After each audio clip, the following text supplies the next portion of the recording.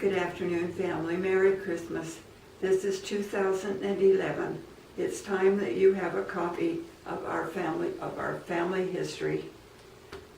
Over the years, I've written bits and pieces of a journal, but never really got it organized into what I wanted.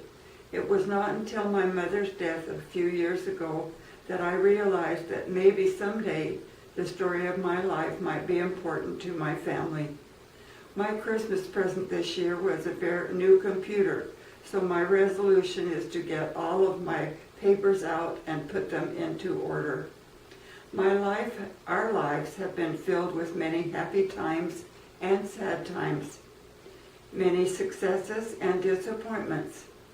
As I relate some of these, it is only so that you can understand that it is part of life to have trials, and that our Heavenly Father never promised us that this life would be easy, but He did promise that if we endured it, it would be worth it in the eternity. My father is Charles Irvin Olson. He was the third child of Charles James Olson and Betsy Olivia Tellefson. He was born May the 18th, 1901, in Levitt, Alberta. He grew up there helping with the ranch. He didn't marry until he was 28, which was unusual for those times, but he always said that he had to wait for my mother to grow up. She was 8 years younger than he was. Father was one of 11 children. Both of my grandparents on the Olson line were born in Utah of pioneer parents. My mother, Alice Levitt, always said she was the lucky 13th child in her family. One other girl was born after Mom, which made a family of 14. Her parents were Thomas Rowell Levitt II and Mary Alice Shaw. Both were pioneers in the area. And the little town of Levitt was named after my great-grandfather Levitt. My grandmother Olson is the only grandparent that I remember very much. Grandmother Levitt had died before I was born, and grandfather when I was only 8. Grandfather Olson died when I was a year old. I enjoyed my grandmother Olson, and I had 2 little boys of my own when she passed away. No one has had any better ancestry than I have had, and I feel so lucky to be a part of these 2 very special families. My parents were married on April the 5th, 1928 in the Alberta Temple. It was a stormy day, and they came to Cardston with a team and sleigh. Dad's brother Reed and his wife Nora came with them and witnessed their marriage. The weather was cold, and our grandparents were not well at the time, so couldn't attend. When they arrived back in Levitt, they stopped at Reed and Nora's house and had their wedding supper of homemade tomato soup. Reed and Nora gave them 2 of their wooden chairs as a wedding gift, and then they went to their little one-room house that Dad had built with the money that he got from selling a horse. Mother said that she knew that he really loved her when he parted with a horse to build a house for them. The house was just 1 mile south of the Levitt Church. The house was about 24 feet square, with a door on the north and 2 windows on the south. Building materials at that time were scarce, and the inside walls were covered with burlap sacks and then covered with calcimine, which was colored powder mixed with water. This seemed to me, as I was growing up, to be an annual process, as it could not be washed, so that it was the best way to cover it up, cover up the fly specks and greasy finger marks. That single one-room still stands today at my brother Calvin's house, who now owns the home place. He moved it a few hundred feet to make room for a garage. I will always look at the little structure and wonder how a family of 6 children and their parents could live in such a small place. My brother Theron was born on Valentine's Day the next year after my parents were married.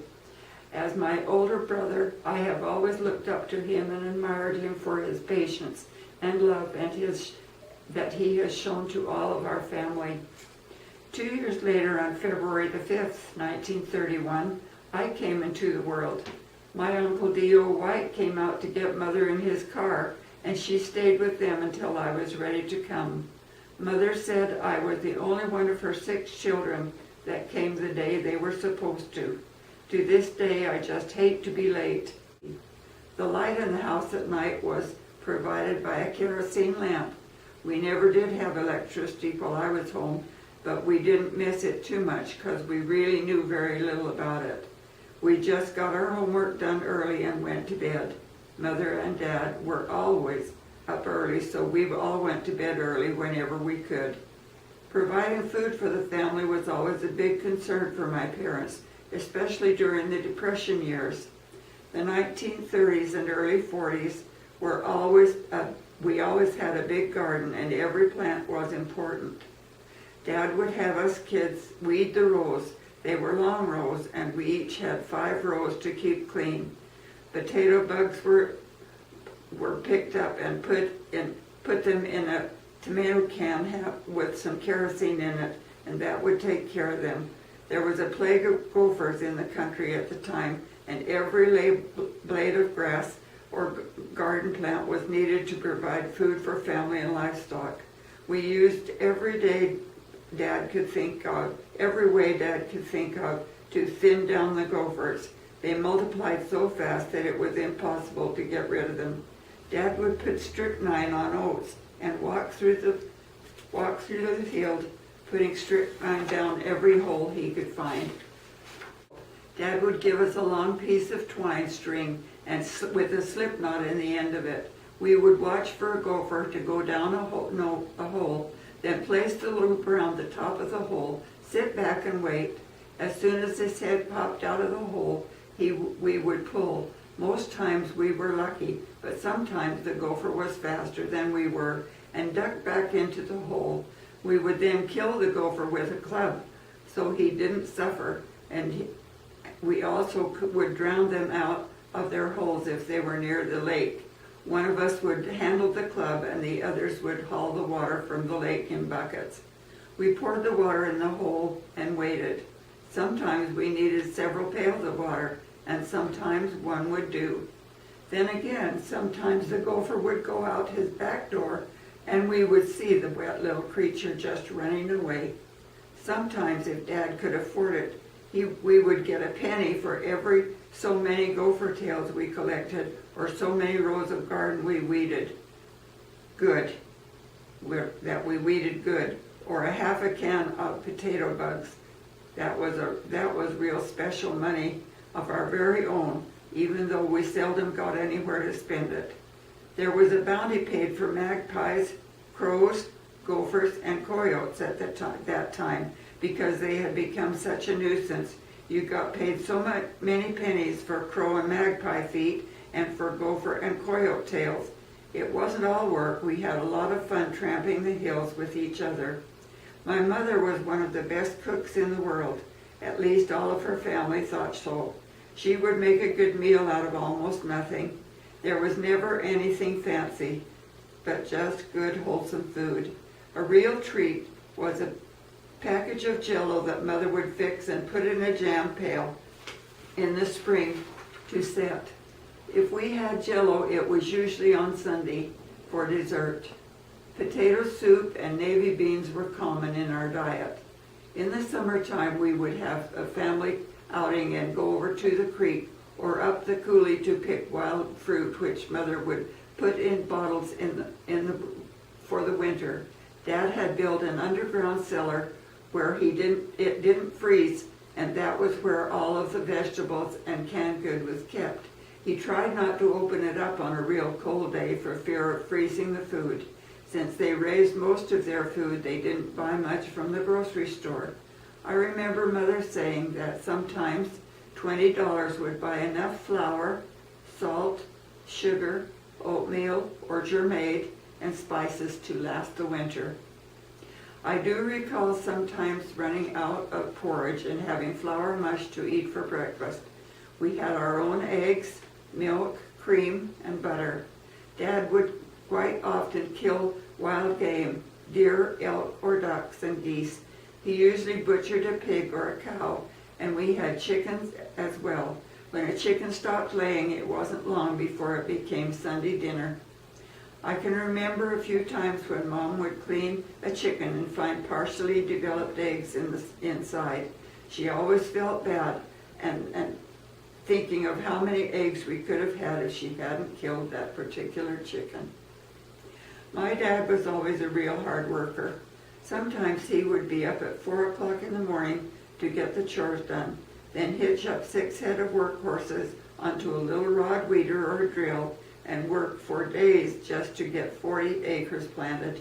It was hard for him and hard for the horses. It just wasn't grainland.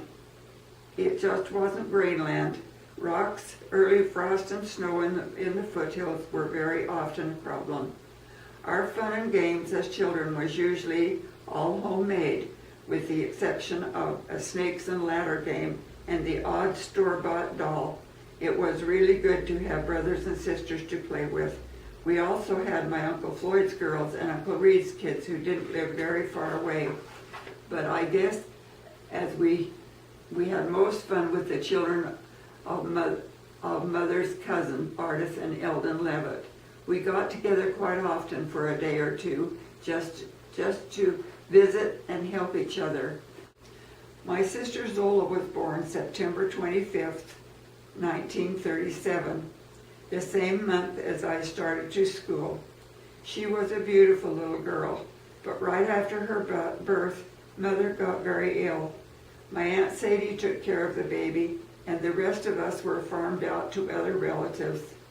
It was a difficult time for everyone, especially Mother and Dad. As I look back on it now and all the sick spells Mother had while I was growing up with her heart and nerves, I have come to a conclusion of my own. Today we hear a lot about stress and what it can do to a person's body, and I am sure that most of Mom's health problems were caused by stress. Constant worry. How do we raise all of these children? Will we be able to give them an education, send the boys on missions? Where do we get the money for food and clothing? Since there were no answers to these questions, it must have been a constant worry. I can remember many times when my mom was sick and Dad would have to leave to ride down the road on horseback to get Uncle Matthew to come and help him give her a priesthood blessing. Her health was a daily concern for him. They always said that it was Mom's heart trouble that made her sick, but the way she used to cry and shake, I think it was nerves. She was always a worrier. Even as she was older and had her family raised, it seemed that if she didn't have anything to worry about, she would find something. As children, we learned early to take responsibility and help with the chores, both outside and inside. My dad broke his leg one spring and was in the hospital for 40 days. Theron and I and Mother did the chores. Ward members helped with the haying. We had a saddle horse named Badger that I would lead up to the fence when I would climb onto the fence post and jump over on it. It was one of my jobs to go for the cows right night and morning and help milk them and separate the cream and milk with a hand-turned separator. We put the cream in a 5-gallon can and hung it in the spring to keep it cool. When we got the can full, or when someone was going to town, we would send it to the creamery and sell it for grocery money. The milk we used in the house and what we didn't need was used to feed the baby calves or bummer lambs or the pigs. I was 10 years old when my brother Calvin Thomas was born. We sure were glad to get another brother, even if he did look like a cute little girl. We had so much fun with him. He was born on August the 6th, 1941, and 3 years later we got another cute little brother, Marion Kay. He was born December 29th, 1944. Kay always teased Mom and told her that he hated 2 girls' names. Calvin and Kay were both little when I started working away from home, so I don't have many memories of their childhood. Only when they were babies and we could get to help take care of them. Theron, Afton, Zola, and I spent more time together when I was at home, but we were all very close-knit family and loved each other a lot. I remember when we got electric lights and a radio, it was a miracle. We used to like to listen to the soaps, Ma Perkins and Pepper Young's Family. In the evenings, we could listen to Amos and Andy after the homework was done. I started school in 1937, and it was, for most children, it was exciting for me as well. Theron and I usually walked the 1 mile to school and back when the weather was nice. When it was cold, we would ride the horse and put it in the barn at the school for the day. When there was a lot of snow and bitter cold, Dad would put us on the horse behind him or hitch the team up to the sleigh and take us and pick us up after school. I can remember some days when the snow was so deep that the horses just lunged and jumped through the white fluffy stuff. Mother taught primary, so on primary days we could ride home with her. My, how I remember those cold trips with the icicles hanging from the horses. It was not easy, but my folks hardly ever let us miss a day of school. Many times there were 3 of us on one horse with Dad in front to shelter us from the strong north blizzards and to see that we got there safe. I really love my dad for that. When I think of it now, it makes me shiver. In the spring and fall, we had some beautiful lazy walks home through the hills. I love to find buttercups, crocuses, and shooting stars and pick them and take them to Mom. We tried to see who could find the ones with the longest stems. Sometimes we stopped along the way to play with someone else or just dilly-dally along, and as my dad called it, this caused them some anxious moments and a few scoldings went in order, but nothing too serious. I had a good girlfriend who would get whipped with a strap if she didn't make it home in so many minutes. When I think of her childhood and mine, I am so grateful for such kind and loving parents. I especially loved to walk along the streams, running through the coulees in the spring. They were swelling from the melting snow and covered with foam. My Aunt Ada lived down the road from us with my grandmother Olson, and she was my grade 1 teacher. I really thought I had it made. One day, I took some pine gum to school with me. Chewing gum in school was against the rule, but I thought it would be okay for me because the teacher was my aunt. Well, I learned a fast lesson that day. She got me up in front of the class and strapped my hands. I know it didn't hurt my hands much, but it sure did break my heart, even though I knew I was wrong. In the fall of 1939, the Second World War was broke out. We did not have a radio or telephone, so all we knew was what we heard at school. I think all of us kids expected the Germans to come marching over the Hunt Hill at any time. As a child, it was very frightening, especially when the young men started to leave home to go to war. We thought that we would never see them again. Some we didn't. One day, Theron and I were playing up on the rocks. We were kneeling on the ground looking into a big badger hole. We heard this terrible roar. It nearly frightened us to death. When we jumped up, we saw an airplane in the sky, the first we had ever seen. We both started to scream and ran to the house as fast as our legs could carry us, yelling at the top of our voice, "Mama, Mama, the Germans are coming," and we really thought they were. During the war, there were hard times for all, and even though we were not in the battle, we were all expected to do our part and give whatever we could. Many of the ladies in Levitt were knitting socks, mittens, and scarves to send to the soldiers. Our school sold war bonds and stamps. We had a special drive and sold quite a few.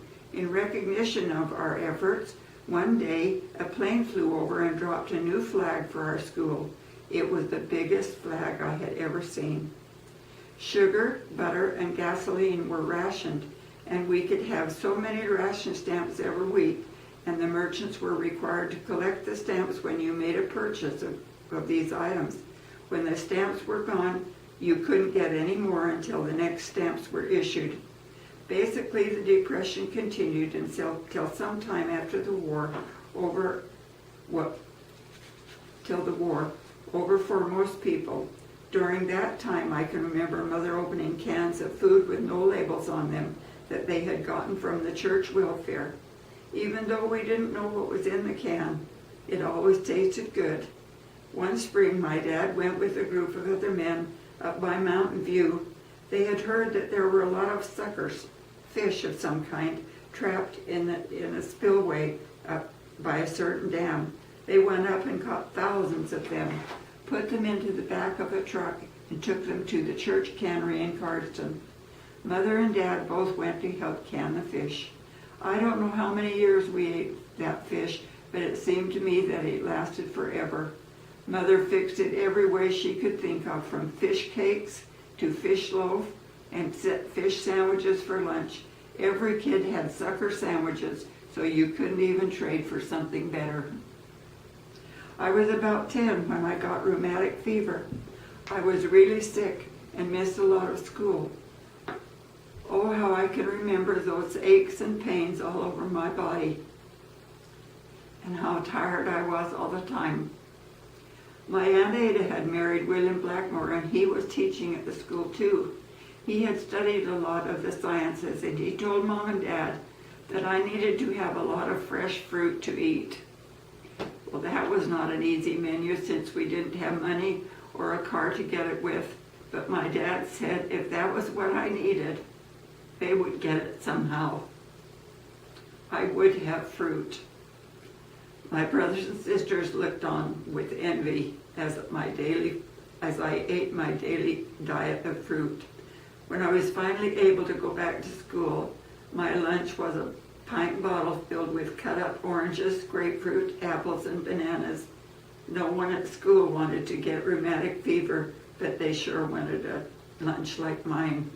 In 1946, the centralization of the school system began, and we learned what a school bus was. At the high school, students were manned to Cardston that fall.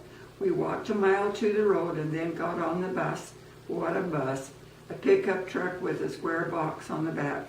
It had 2 tiny little windows on each side that would slide open for ventilation.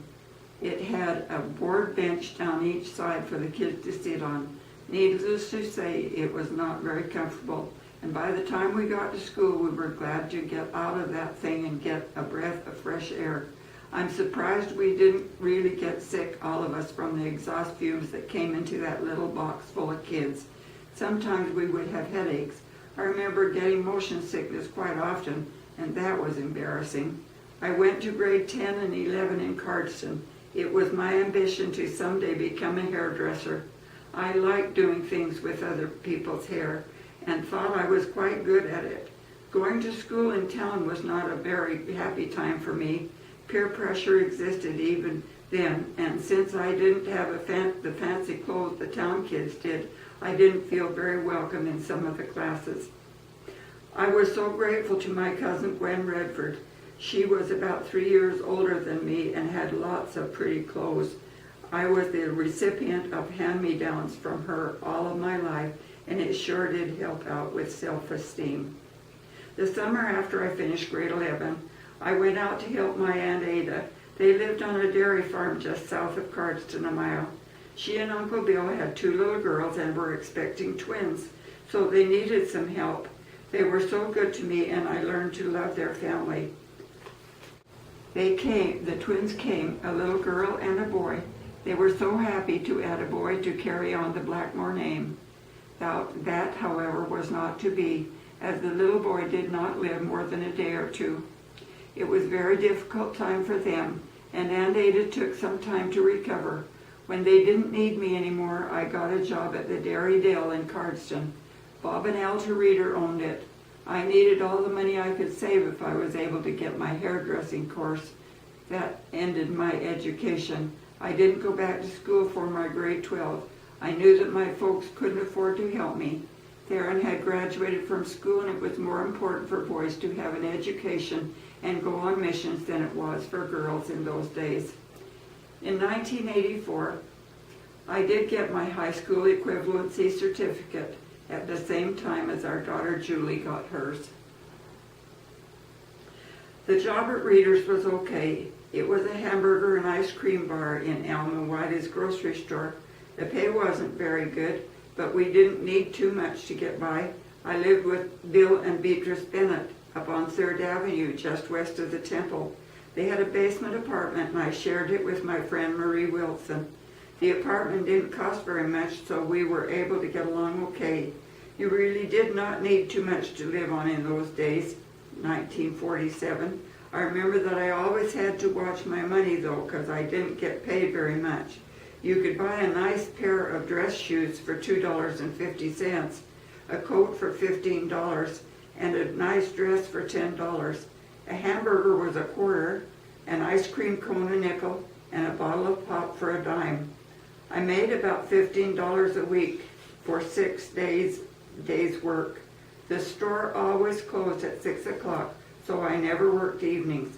Bob and Alta were good to me, but he was kind of rough, old character.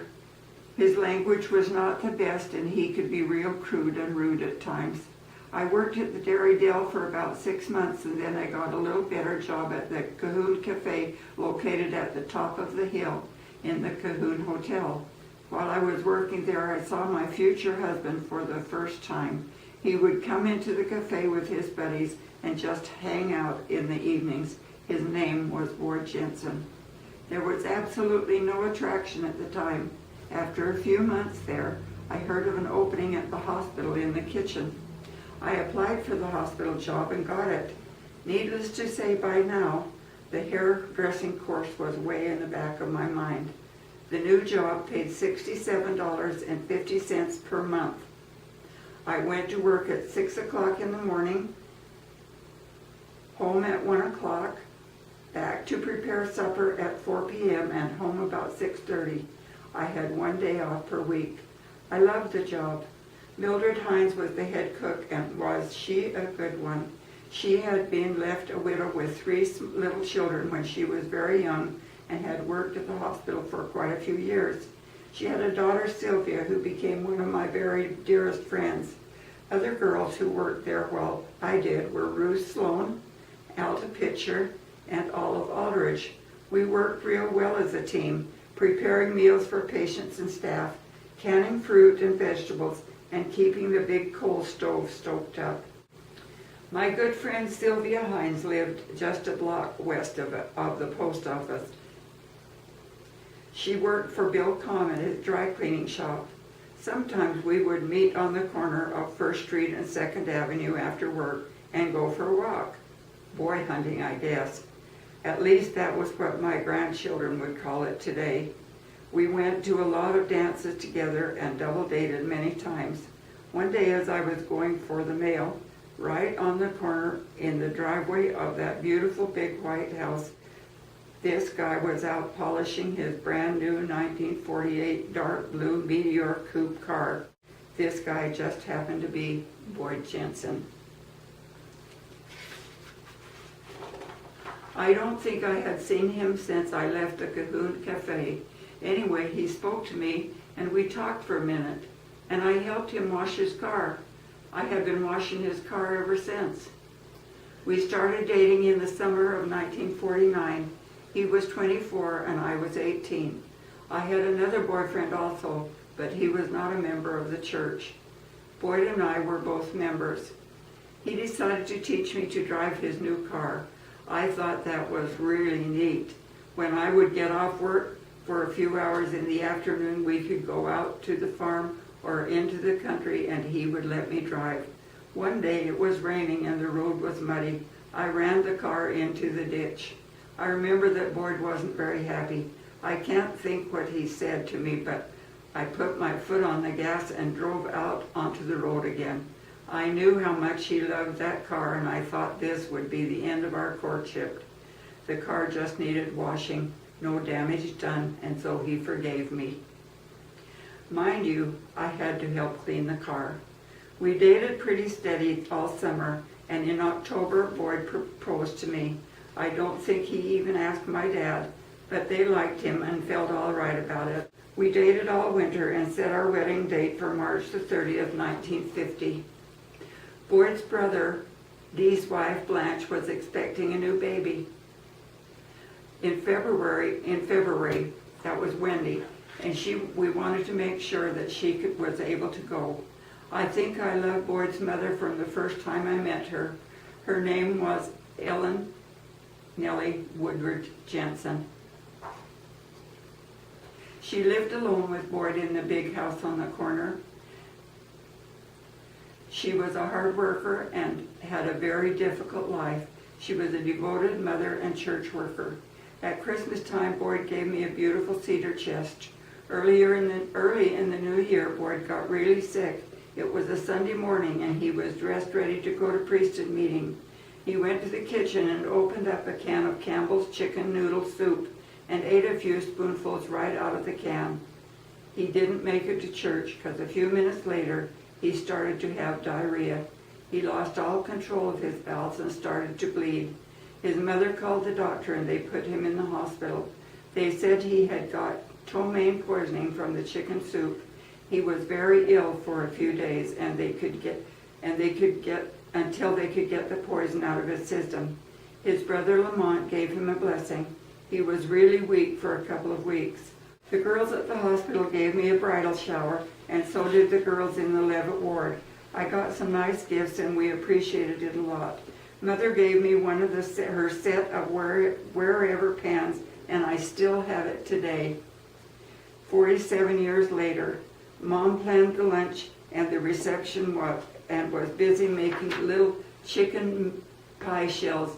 We were having chicken pies, rolls, and a fruit salad and wedding cake. My mom was the best cook and her fruit cake was delicious. The day for the wedding arrived and we went early to get our endowments before the wedding. That's the way everyone did it in those days. I remember how nervous I was and everything was so different than I had expected. But it was so special. Mother had made me some new temple clothes and I felt lucky to have my own. After the reception that evening, we went to Lethbridge where we spent our wedding night.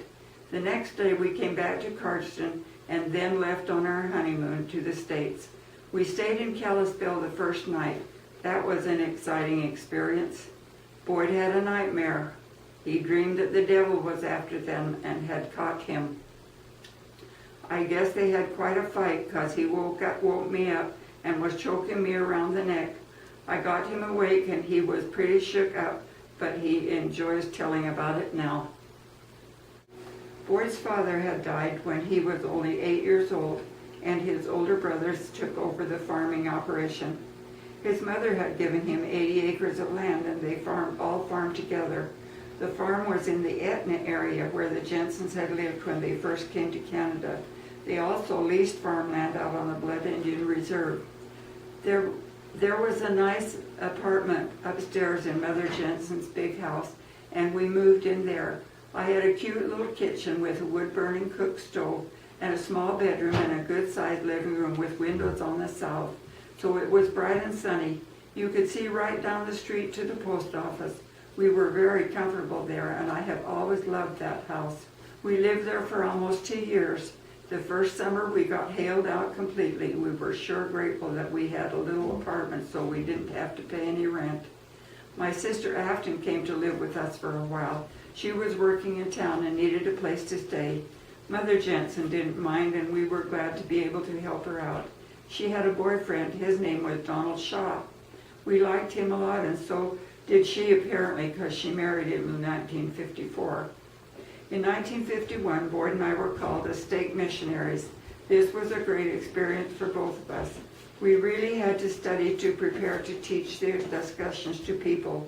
We spent quite a bit of time with the natives on the reserve as well as several families in town and in the district. I helped with the Relief Society on the reserve, and every week my lady companion and I went out to one of the women's homes for our weekly Relief Society meeting. In the spring of 1952, Mother Jensen decided to sell the big house and build a new small one. There was plenty of land and she owned just west of the big house. We moved into a basement apartment west of the temple on 3rd Avenue into Ron's and Wanda Cahoon's house. We were expecting our first child and we were cozy there. It was about that time that Boyd's brother, Dee, came to us and offered to loan us $1,400 for the down payment on a new home in Cardston. They were building a row of new houses on the East Hill and they cost $7,200. The lots were deep and had plenty of room for a garden. We were grateful for his offer and accepted it. Our mortgage was at 4.5% and our monthly payment was $53. We thought we could handle that, so they started the house. It was one of 8 being built at the time. It was only 1,000 square feet with 2 bedrooms, a bathroom, small kitchen, and living room. It had a full basement where I did laundry and we finished another bedroom down there. Our first little boy was born on December 9th, 1952.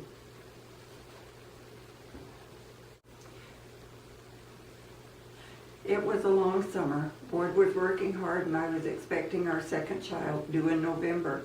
We had a good harvest, a good garden, and were happy and doing well. November came and went, still no baby. The doctor decided he had miscalculated on December 16, 1955.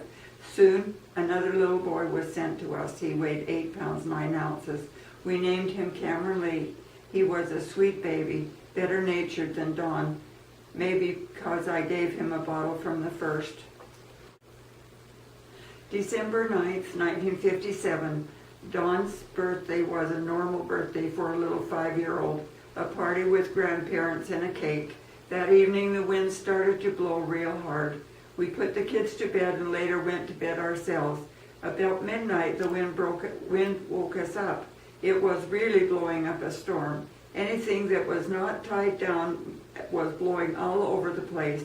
About 2 a.m. we heard things hitting our house on the west side. Our house faced west.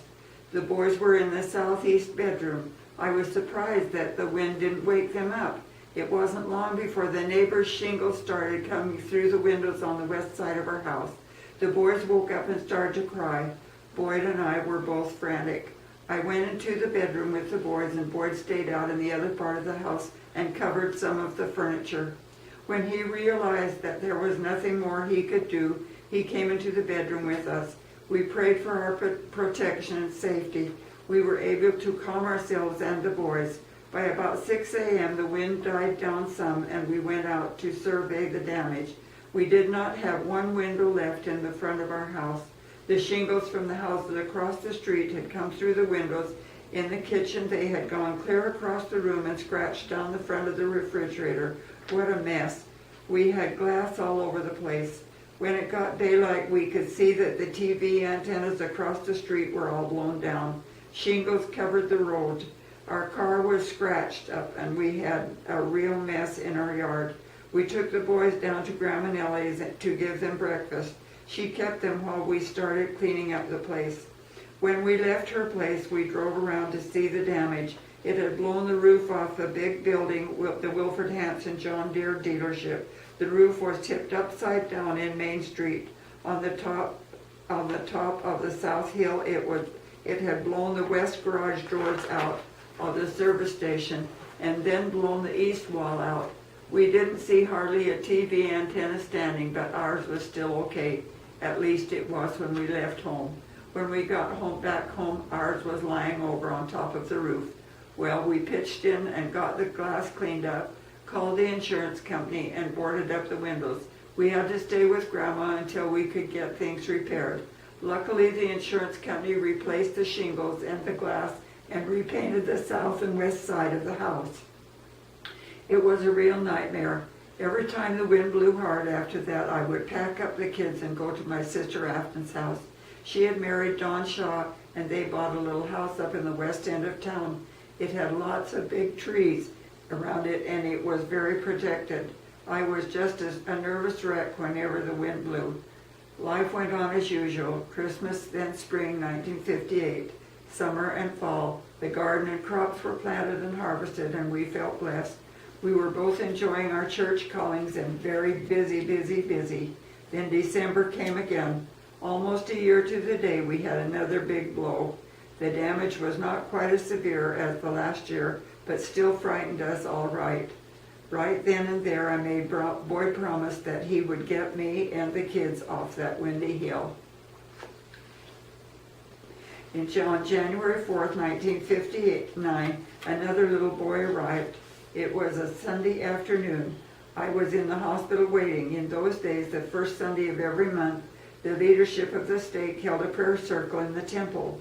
Boyd went because Dr. Fred Spackman told us that it would be some time before the baby was born. I knew better. The baby was born while they were in the meeting. Boyd said that when they called Dr. Fred out of the meeting, he knew what was happening. We were happy with the little guy. Dr. Fred told us that we should probably strongly think about limiting our family because of the murmur in my heart valve. We had waited, we had wanted a girl naturally, but we had such a cute, healthy baby. We were so grateful. I called the grandparents from the hospital. Grandma Nellie said, "Oh, not another boy," but she loved him dearly, and he soon became the apple of her eye.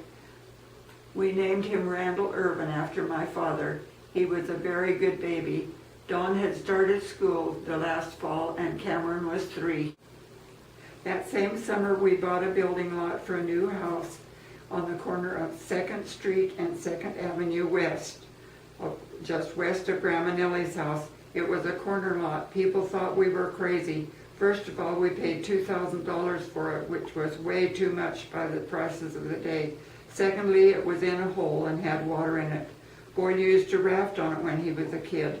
Well, Boyd said, "That's no problem. I own a truck and a farm full of soil. I can soon fill up that hole. His brother Norman didn't think it was a good idea, but we did it anyway. In the fall, we arranged for a $13,000 mortgage through Canada Mortgage and Housing, and at an interest rate of 4.5% over 25 years. Our payment would be $123. The end of March 1960, we moved into the new house. We had a double garage put on the southwest corner of the house to break the wind. We have had strong wind since then, but it never seems to bother us as much. We were both released from our church callings in the 4th Ward shortly after we moved. I was again called to the Relief Society as a counselor to Bertha Gregson. Grace Jensen was the other counselor. This was the Cardston 1st Ward. I learned to appreciate them as I had the ladies in the other ward. We soon made new friends and were involved. The kids seemed to fit in well. Boyd spent a lot of time with the 2 oldest boys, took them with him in the truck. They also went fishing. As soon as the spring work was finished, Boyd started landscaping our yard. He hauled over 100 loads of fill and soil from the farm to build up around the house so it would look nice and drain the water away from the house when it rained. We got the lawns planted that first year. That in itself was a big undertaking. November the 8th, 1961, I was called by the stake president, Lloyd Cahoon, to be the stake primary president. I was overwhelmed. I didn't know how I would ever manage. I was only 30 years old, not very smart, hadn't even finished my high school, had 3 little children, and my heart murmur from the rheumatic fever had gotten worse with my pregnancies. My parents had always told me not to say no to any calling from the Lord. I knew that I had Boyd's support. He has always been wonderful to give that support in anything I desired to do. President Cahoon assured me that the Lord knew my potential and that he wanted me to have that opportunity to develop that potential. He said that if I would accept the calling, that the Lord would take care of my health and that my little family would be okay. Even though I felt inadequate and humble, I accepted the call. I chose Donna Steed and Elva Pitcher to work as my counselors and Ruth Wolf as the secretary. At that time, primary was held after school during the week. We traveled to each ward about 4 times a year to visit and encourage the ward workers. We also held stake primary preparation meetings once a month at the stake center. We had a lot of wards in our stake at the time, which required quite a bit of traveling. We took turns driving. We visited Del Bonita, Jefferson, Kimball, Wolford, Etna, Beezer, Leavitt, Mountain View, Hill Spring, Glenwood, and the 4 Carson wards. This meant that we traveled to a ward at least once a week. My helpers were wonderful, and I soon learned to love them dearly. They held primary conference in Salt Lake City in conjunction with April conference each year. They were very spiritual experiences. We also have visits from the general board once a year. This was before the church got so big that they couldn't get to all the stakes. I loved the children and was touched by their sweet spirits. I was the stake primary president for 9 years, being released on November 8th, 1970, just exactly 9 years to the day. This meant that I had watched the children who were just starting primary in 1961 graduate into the mutual program in 1970. I had many other helpers during that 9 years. I am sorry I didn't keep a record of when they were called. Ruth Wolf moved to Lethbridge and Viola Eby replaced her as secretary.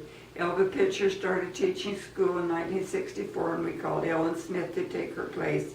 Evelyn Smigel replaced Viola Eby. Kathy Richards worked with us in the Scout program. These were special times for me and I am so grateful for the experience. My relationship with the sisters has remained precious to me through the years. I love the little primary children even today and thrill when they do their little programs. While I was still in the primary, Boyd and I decided that we wanted to have another baby, maybe a girl this time, but this was not to be. I had 2 miscarriages, then decided that the Lord was trying to tell us something, that He had a special little girl for us.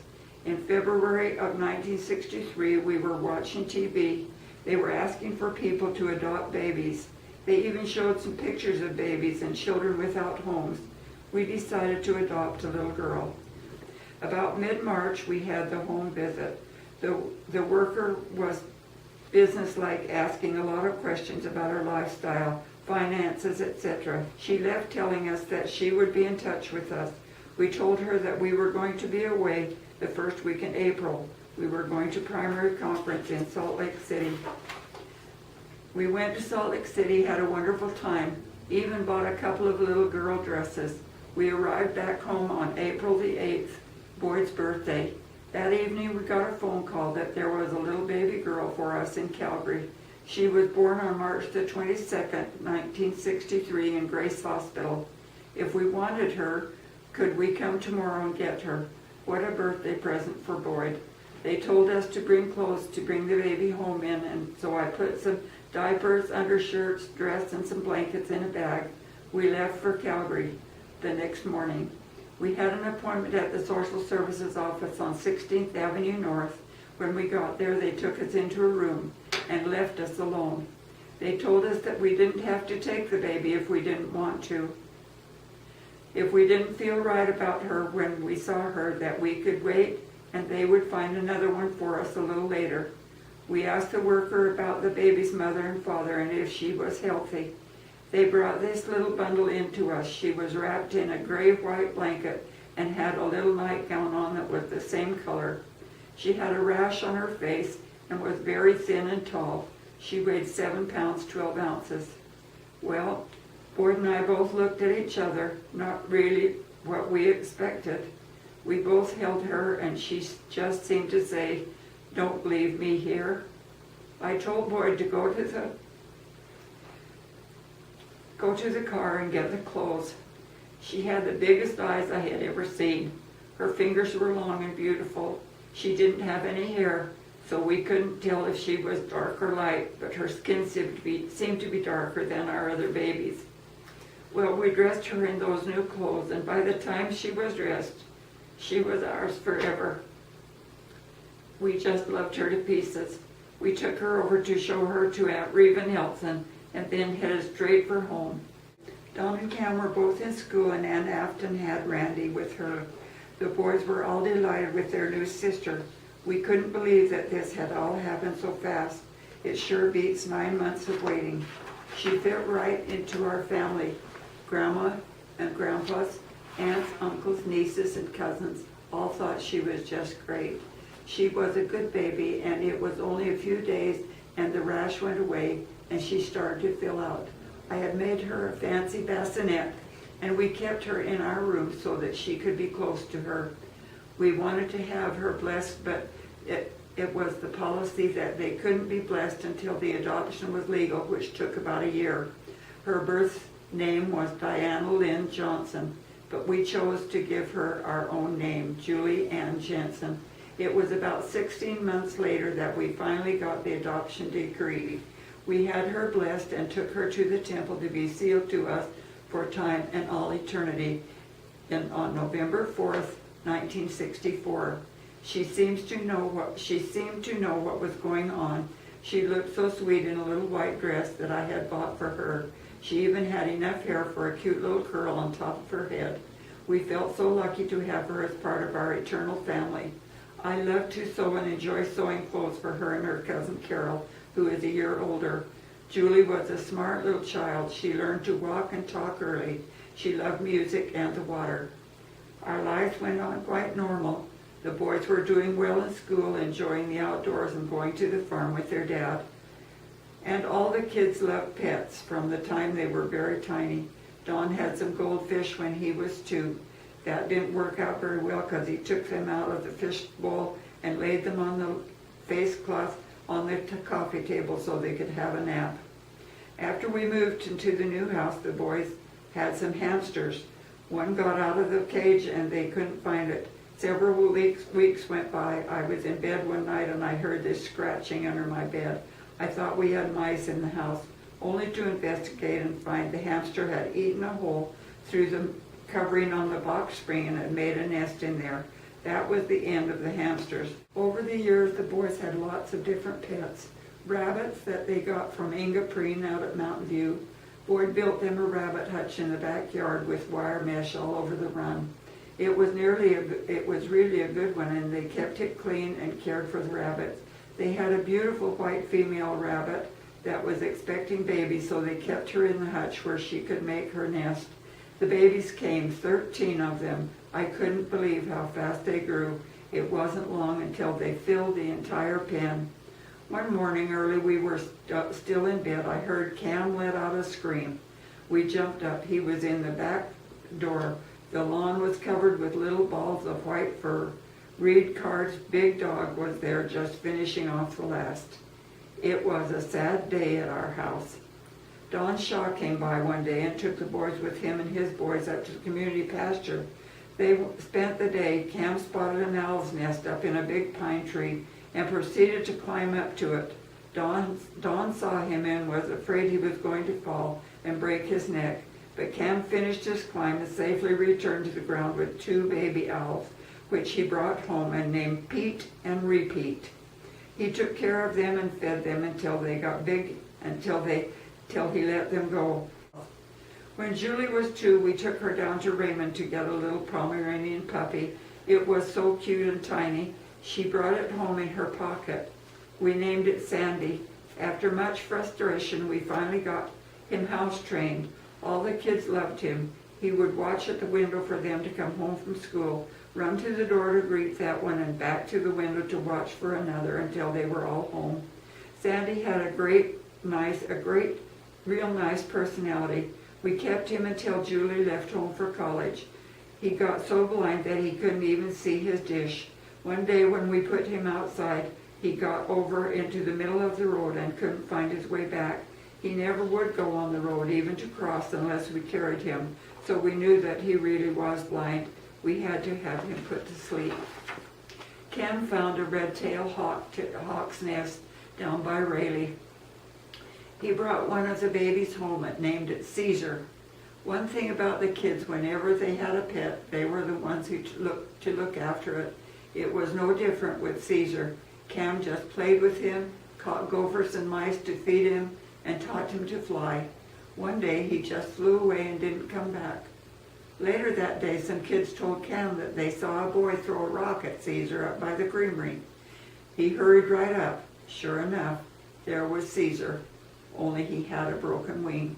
Cam was really upset. He cried, and Grandma Jensen told him not to make such a fuss. After all, it was only a bird. He looked at her and said, "But Grandma, it's different when you've hand-fed something." I think he thought I could fix anything any way I tried. We put Caesar's wing up against his body, and I fastened it there with one of my nylon stockings. Cam continued to look after him. After about a month, we took off the stocking, and the bird stretched out its wing. It was getting fall, and we couldn't keep him around, so far after he learned to fly again.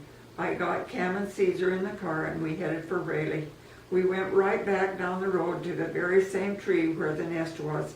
Cam got out of the car and took Caesar over to the tree, held him up on his hand, and he flew away. He walked slowly back to the car, wiping his eyes. Nothing was said about Caesar for some time. Our kids all took piano lessons for a while. Dawn played the clarinet in the school band. Cam played the saxophone in the band also for a while. Randy took over the saxophone and played it for 1 year. Julie stayed with the piano for longer and enjoyed playing, but didn't want to follow the music. She liked to play by ear like her dad. Boyd would sit her up on the piano bench beside him, and he would play and they would sing together. They even played and sang at the daddy-daughter party in primary. Julie loves to sing and has a beautiful voice. She took lessons from Sister Luella Smith, sang in many festivals, and won a lot of awards and trophies. All of our children have been athletic. They all learned to swim early. The boys all played hockey, softball, some basketball, some learned to golf and ski.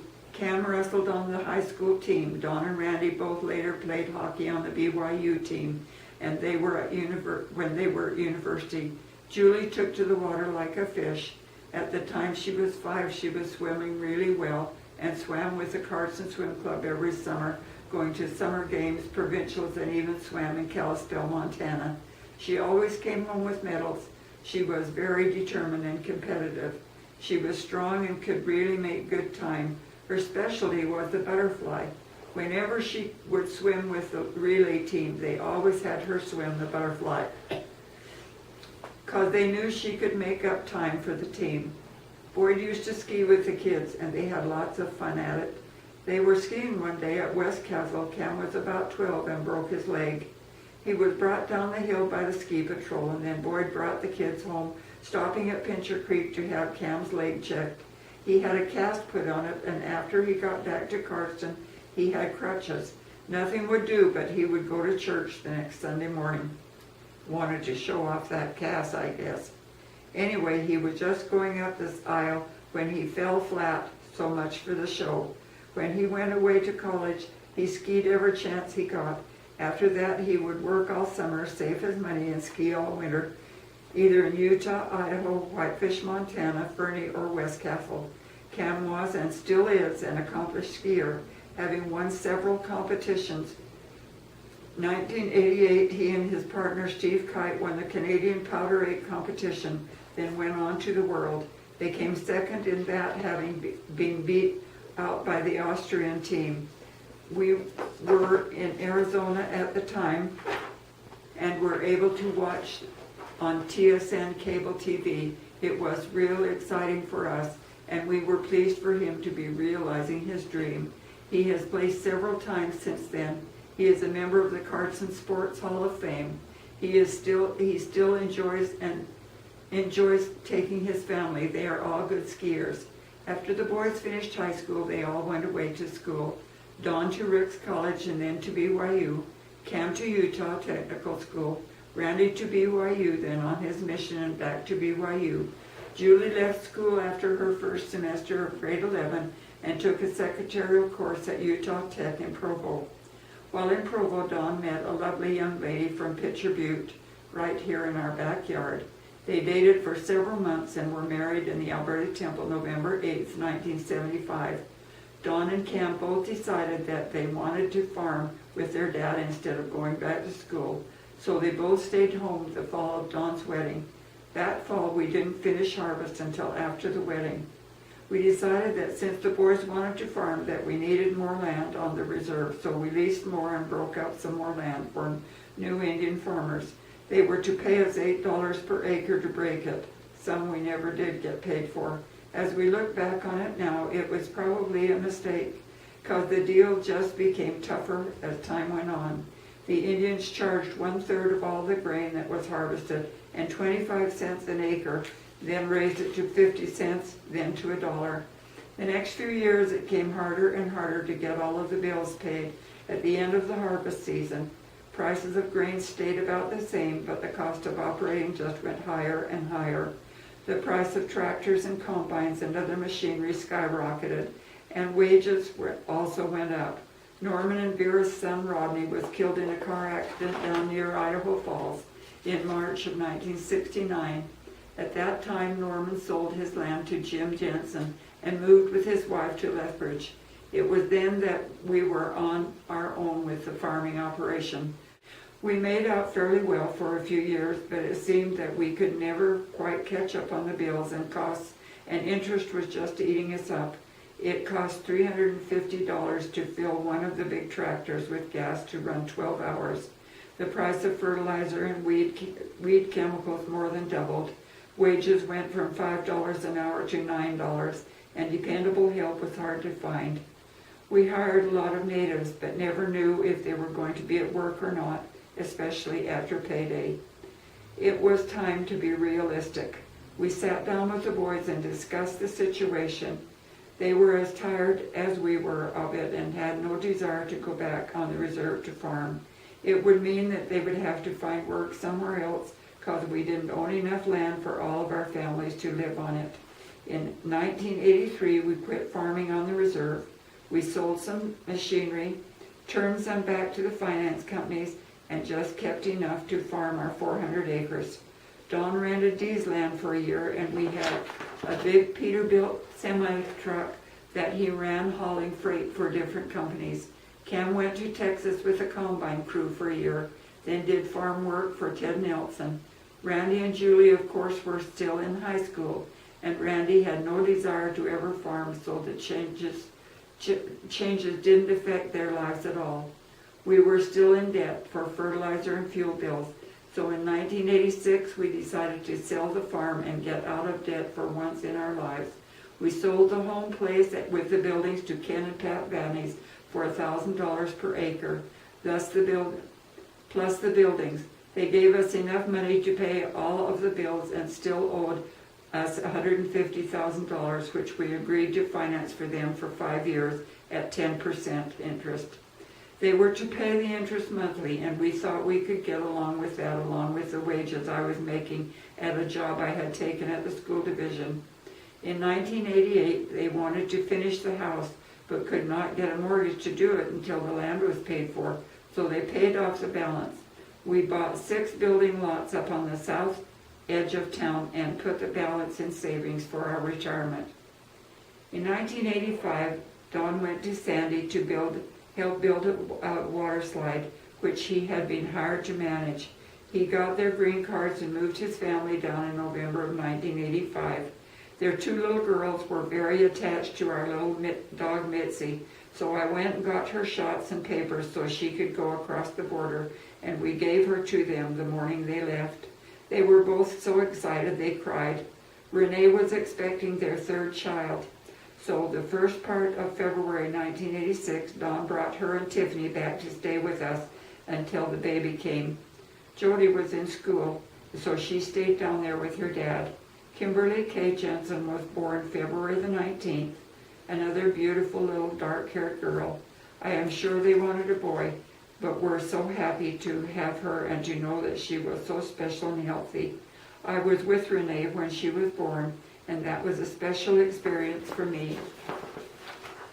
Renee stayed with us for a couple of weeks, and then Don came for her and Tiffany. Don continued working at the water slide and started up his own taxidermy business. He is very good at that art. We had given him a registration for a taxidermy class at the Lethbridge College for Christmas before he left Canada. Jody broke her arm playing on a friend's trampoline. She had to have a pin put in her elbow. It cost them quite a bit of money. I think this was when they started to think about coming home. In 1988, they moved back to Cardston and rented a house so the girls could get into school in the fall. Don stayed down there to finish up his taxidermy work. In 1989, they bought the old Carlson house across the street from us. It had been recently renovated and Renee loved it. It was nice and big, and each one of the girls had their own bedroom. Renee is a very talented girl, and it doesn't seem to matter where she lives. She soon has it feeling like home and looking beautiful. When we came up from Arizona to see Greece, we were blessed to see Don put into the Second Ward Bishopric, April of 1990. He is a wonderful church worker and very devoted to the church and his family. Cameron has always been a hard worker and had lots of ambition. After we stopped farming, he didn't have any trouble finding work. In October of 1978, he had a serious accident which slowed him down for some time. He was in Lethbridge with two of his good friends, Jeff Gregson and Paul Lishman. On the way home, they had an accident, and the car left the road and rolled. This happened on the Spring Coulee Hill. Cam was in the back seat asleep and was thrown from the car, apparently through the sunroof. He was able to crawl up to the highway where Knut Luer and his wife got help. Paul and Jeff were killed instantly. Cam was in critical condition. His upper and lower jaws and collarbone were broken. He had several broken ribs and his spleen was ruptured, and he was bleeding internally. They were hoping they were going to have to do surgery. Don went to Lethbridge for blood, and Cam continued to get worse. He had such terrible pain. He said he felt as if someone was stabbing him with a knife. They could not repair his spleen, so had to remove it.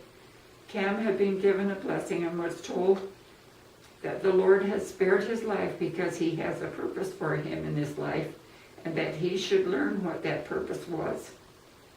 He had a special nurse with him. We had a special nurse with Cam for a couple of days. It was a terrible emotional shock for him. He was in the hospital for 10 days. His jaws were wired together, and he lost 33 pounds. He was not a big fellow to start with, which made him look pretty tough. When he got home, I concentrated on fixing food that he could drink through a straw. It took him a long time to really get feeling well again. He started raising ringneck pheasants in 1990, and his business has now grown to where, with that and his hunting customers, he has a full-time job. He and his family moved to McGrath in 1993. Cam and Candy moved his pheasant business there. Also, Cam married Candy Aldridge June the 30th, 1995. That summer, we helped them buy a modular home to put on their property there. They moved into it in August. We are so happy that they are able to pay for their own home rather than pay rent. Candy is a licensed practical nurse and works part-time in the Carson Hospital. She is very good at her job and has good health plan, so that really helps out. They have two sweet children, a boy, Chance, who is 9, and Bailey, who is 7. Chance plays hockey, and Bailey stands on her head. She is a busy little thing. She has beautiful blonde hair that hangs down past her waist. They are both bright children and doing well in school. Randy graduated from high school in 1977, worked on the farm all summer, and then went to BYU in the fall. We hoped he would go on a mission when he turned 19 in January. He came home for Christmas but just wasn't serious about going. I thought he just wanted to finish his year at school. I had been praying that he would go on a mission. When he came home again the end of April, it still didn't seem to be on his mind. I just couldn't understand why. He had always been such a good boy. It was on my mind constantly. During the summer, one Sunday morning, we had a lesson in Sunday school about how Alma pled with the Lord for his sons and received an answer to his prayers. I came home from church and went into my bedroom and closed the door. The rest of the family were not home yet. I decided that I must earnestly plead with the Lord. I usually didn't pray out loud, but this time I did, and I cried out, telling the Lord that Randy was a good young man and would be a great missionary. I asked him to please touch his heart and give him the desire to serve.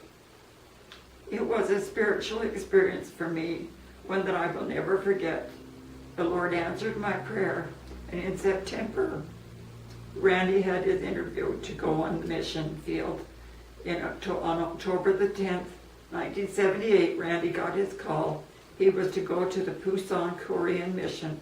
It was a surprise that he would go so far away to a really different culture, but he readily sent in his acceptance. He was to go into the mission home on January 4th, his 20th birthday.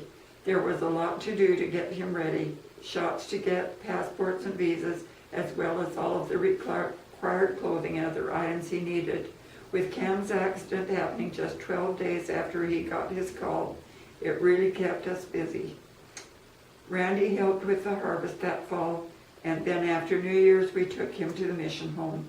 It was a wonderful experience for Elder Jensen as well as for all of us here at home. We loved getting his letters every week. I think we had over 100 letters in all. He only missed about 3 weeks. He was in the city of Gwangju when they had a civil war, and the other elders were saved from harm by the miraculous hand of the Lord. He arrived home on December 22nd, 1980, just in time for Christmas. Good evening. My name is Boyd Jensen. I live in I was born and raised in Cardston, Alberta. I've done a lot of things that proved out to be very good and some not so good. The best thing I ever done in my life was marrying Rhea Olson and changing her name to Rhea Jensen. My early part of life was growing up in Cardston and going out on the reserve and snaring gophers and shooting gophers with 22s and shooting ducks with 22s. I had a good life living with my mother because my father had passed away when I was 7 years old and he was 43. Left my mother to raise 4 boys and a girl. I think she did a good job. I remember when I was just a real young boy before I started going to school. My dad, he was pretty good with musical instruments. He had just about every kind of instrument that you could think of. And he could play them all a little bit. But he specialized in the saxophone. And him and a few other people, they formed a dance band, and they went around the country playing for dances. This one fall, he also had a thrashing machine, and he'd do his own farming, thrash his own grain, and then he'd do custom work for farmers around the area. And there was this one fall that some French Canadians come up from Quebec, and they got on top of the train cars, and they rode all the way from Quebec out here to get a job in the harvest time. It was depression times, and it was hard to get a job of any kind, and they come all the way out here to get a job in the harvest field. But it so happened that they was an orchestra too, and they had their instruments.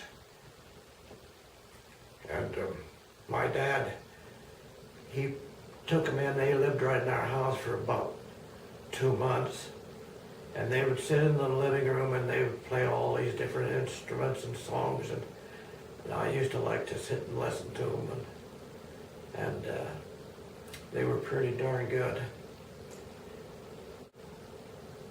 I would like to tell a few little things about my very early part of life. Is that,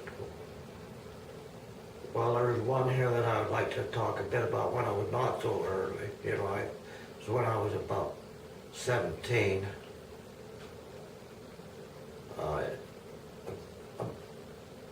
I was asked by a friend of mine to go shooting ducks out by Levitt, out in the hills. So I went. We took my car and our shotguns, and we went out by Levitt and we shot a few. We shot a few more ducks, and we went up to Mountain View and shot a few ducks. We got up by Waterton Lakes, and we kind of wanted to go into Waterton. So we noticed that just as you're going into Waterton, there was really a lot of geese. And there used to be a sign that said, put your firearms in the trunk and lock the trunk lid. So we did that, and we got up by the muscalonge and we seen all these geese. And my friend wanted to shoot them, and I said, no, not here in the park. And he said, well, if you let me out right here, there's a little clump of trees right by the edge of the pavement. He said, I'll just hide in here. You'll go into Waterton and kill a little time. I come back and pick me up. And I said, well, I'll do that, but you've got to be ready because I'm not going to stay there very long. Well, I went into Waterton and killed a little time, and then I come back, and sure enough, he was standing in this little clump of trees, and he come running out with a goose in one hand and a shotgun in the other hand, and he opened up the back door because it was a sedan, and he threw the gun in on the seat and the goose. He said, wait a minute, I got one more. And he said, oh, I was really nervous. And I said, well, you got to make it quick. And he just went a couple of steps in that little clump of trees and grabbed another goose and threw it on the back of the seat. And I looked in my rearview mirror, and I could see up the road a little ways where the ranger lived. And they drove a pale green truck. I don't know if they still have that same color truck or not now. But he just no sooner my friend got in the car, and we started down the road, and this ranger come out and started catching up to us. And I was really scared of what was going to happen. So I didn't want to speed because he'd give me a ticket for speeding. He got up almost bumper to bumper with me. And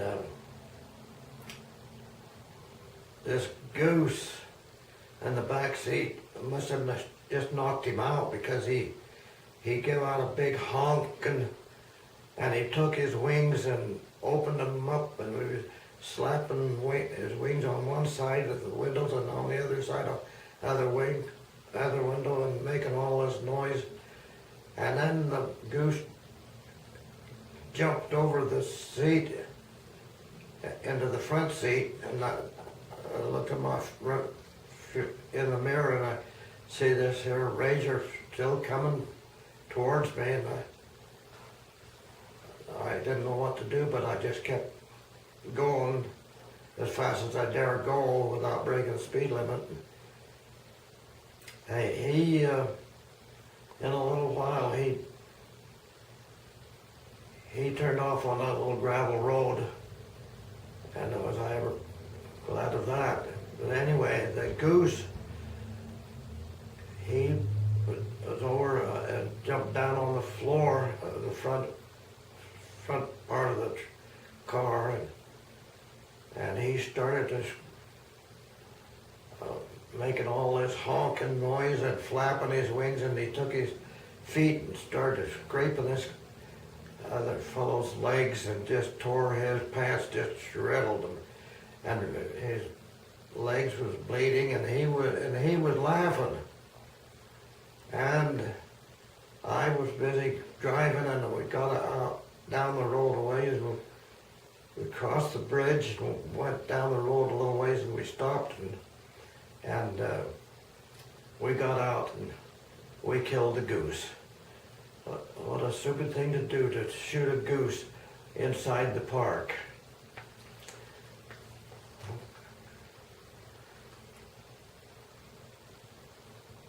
Well, another thing that I did when I was about 18 years old, went up to Waterton they always had dances on Saturday night in Waterton. That was a big thing up there then. They used to just fill the dance hall with people. Just, you could hardly get in. There's one fellow, he's 3 or 4 years older than me, but he was a lot bigger than me, and he'd been drinking, and he was come over and was wanting to twist fingers with me, and I didn't want to twist fingers with him, but he just kept after me, and so I thought, well, I'll twist fingers with him, but I'll just let him twist me down, and then he can brag about it. And so we locked fingers, and I thought, well, I'll give him a little bit I'll twist a little bit, and so started to twisting fingers and heard this loud crack, and I said, you broke your finger? He said, oh no. He said, that was your finger. And I said, I don't think so. But anyway, the next day he'd gone to the doctor, whose name was Yoakum, and he put his finger in a cast, and he wore that cast on his hand for about a month because it had split his finger.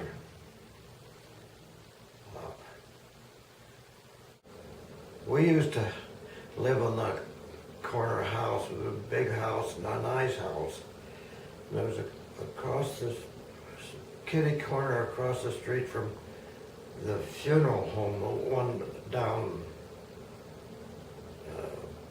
closer to Main Street.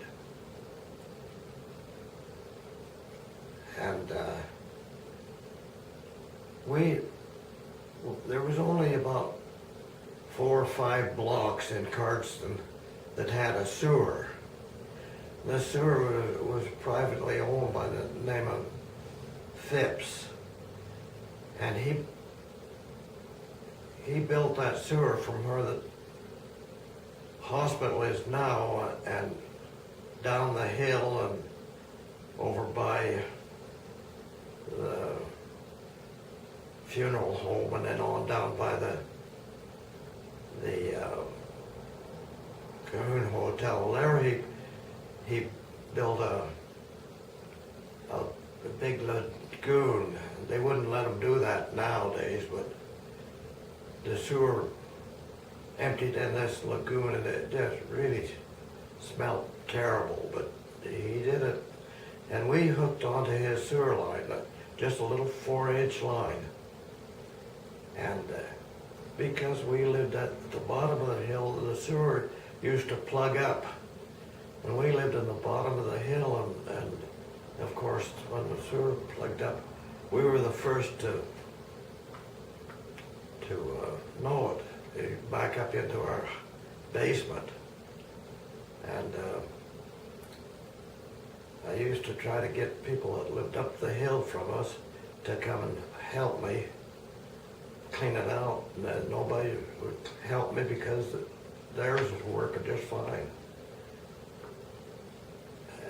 So I'd take a pick and go out in the street, and quite often it was right in the middle of the intersection. Quite often it was in the wintertime when the ground was frozen. I had to pick through frozen ground down about 4 or 5 feet to get to the sewer line. And then when I got down to the sewer line, used to break a hole in the sewer line and then clean it out. It was an awful job, but nobody would help me. So this one time it backed up, and me and my mother, we said, well, if they won't help you, Boyd, let's just plug up our sewer line down in the basement, just put a gunny sack in it and just roll it up into a ball and shove it in there so it can't back up into our basement. And then somebody will start hauling, until pretty soon, the guy that lived north of me come and said, is your sewer plugged up? No, it's working fine. Well, mine's plugged up, he said. So he started to digging, and he was digging in the wrong place. I knew that, but we let him work there. My mother and I used to kind of laugh at it. But anyway, after a little while, he was kind of an old fellow. After a while, I went out and told him it wasn't there. It was over here. I knew where it was plugged up. We went over there, and the two of us unplugged it. And so it plugged up a few times after that. And if ever I said, my sewer is plugged up, people up the hill, they'd come and help me. Me and my brothers, we farmed south of Cardston always, and I really believe that we were the first farmers to stop farming with horses and farm with tractors in Alberta. And we were the first farmers to start spraying weeds with a sprayer. We were the first farmers to start fertilizing weed sprays. We were the first farmers to swath our grain with a swather and then combine it with a combine.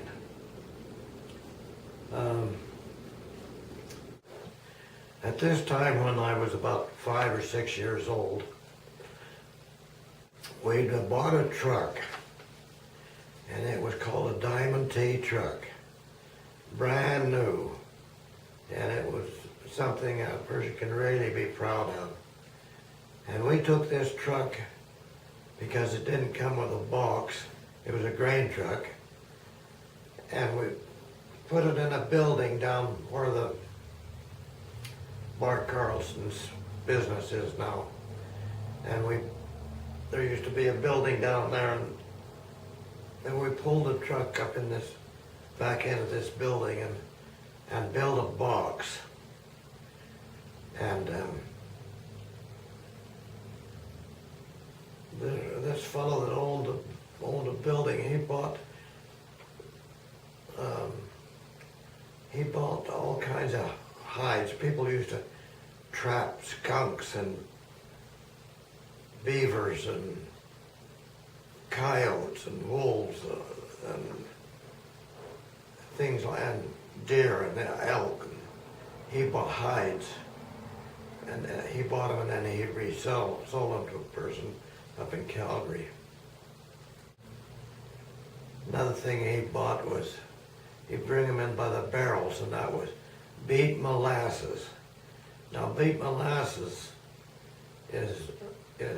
comes from a sugar factory, and it was really a thick, a barrel of beet molasses. You could just about stand on the top of the beet molasses. It was that thick, but not quite. But my Uncle Lynn Woodard, he was there. My brothers, they said to Lynn, if you will put your head in that beet molasses right down to your shoulders, we'll each give you $2. Well, he could see he could make $6 really quick. So he agreed to do it. And he stood up on his chair, and he couldn't push his head into the beet molasses because it was too thick. My brother Mont took and pushed on his head as hard as he could push, and he did get his head into the beef molasses clean up to his shoulders. Then he couldn't pull his head out, and we all had to grab onto him and pull to get his head out. And then we handed him a gunny sack, and he wiped it all, his mouth off to where he could breathe. He also went over to our house, which was just across the street, and he went into the basement. There was a basement door there, and he went in there and turned the tap on and stuck his head under the water tap and washed his head off real clean. And in a few minutes he had his $6. He was going downtown telling everybody how easy he made $6. When I turned 18, they used to have the Second World War was on, and you used to get drafted to come and fight the war. Well, I got my draft card all right, and I had to go to Calgary, and I met with a draft board up there, and they asked me a bunch of questions. Do you want to go in the Army? And I said, oh no, the war was about over, and my friends told me not to join it because you just sat around and didn't do very much. And I said, no, I don't want to join it. Oh, actually, the truth was told, I did want to go. But the family kind of wanted me to stay here and help with the farming.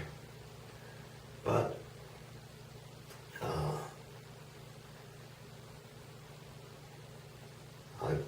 I helped with the farming, and we had a granary because it was full of wheat. There was a lot of pressure on it, and it broke open, and about 300 bushels spilled out onto the grass. So my second calling to go into the Army come, and I had to go up there, and I said something to him, I've got to stay home and clean up this wheat. And, well, how much wheat is there? And I said, oh, about 300 bushels. Well, those guys, they must have thought 300 bushels was a whole boatload of wheat. Actually, one man could have cleaned it up in a couple hours. Well, oh, we need that wheat to feed the Army. They handed me these tickets, and you could get on a train and give them so many tickets for your train ride. I remember getting on the train and coming down, and you went over that high-level bridge there at Lethbridge, how scared I was looking down, and the track was bumpy and rocky, and the train was jumping all over, and I was looking down at the river, and I thought, boy, this thing is going to fall off of here.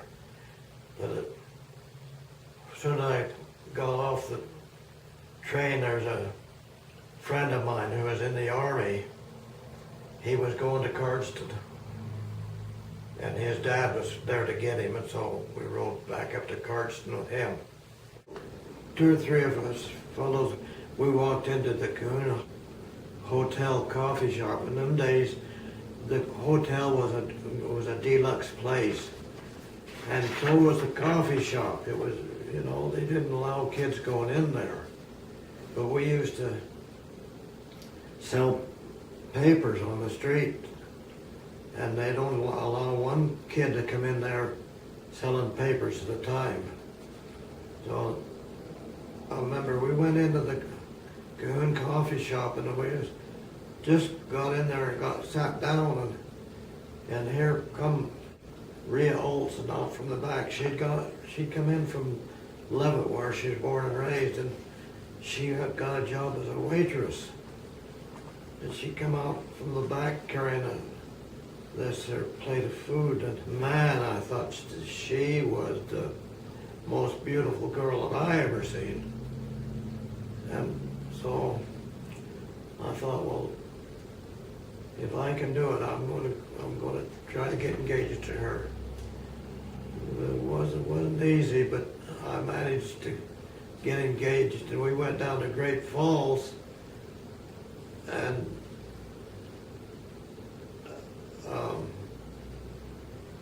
her and her friend Sylvia and I think my mother, and that's where I bought a real cheap diamond ring and gave to my wife. She wears it to this day. She's proud of that ring, but it's nothing to be very proud of, but she is. She never wanted to get a bigger one. We got done combining, and we bought this land that our house is sitting on. It used to be a lake. We used to come up here and shoot ducks on this lake here.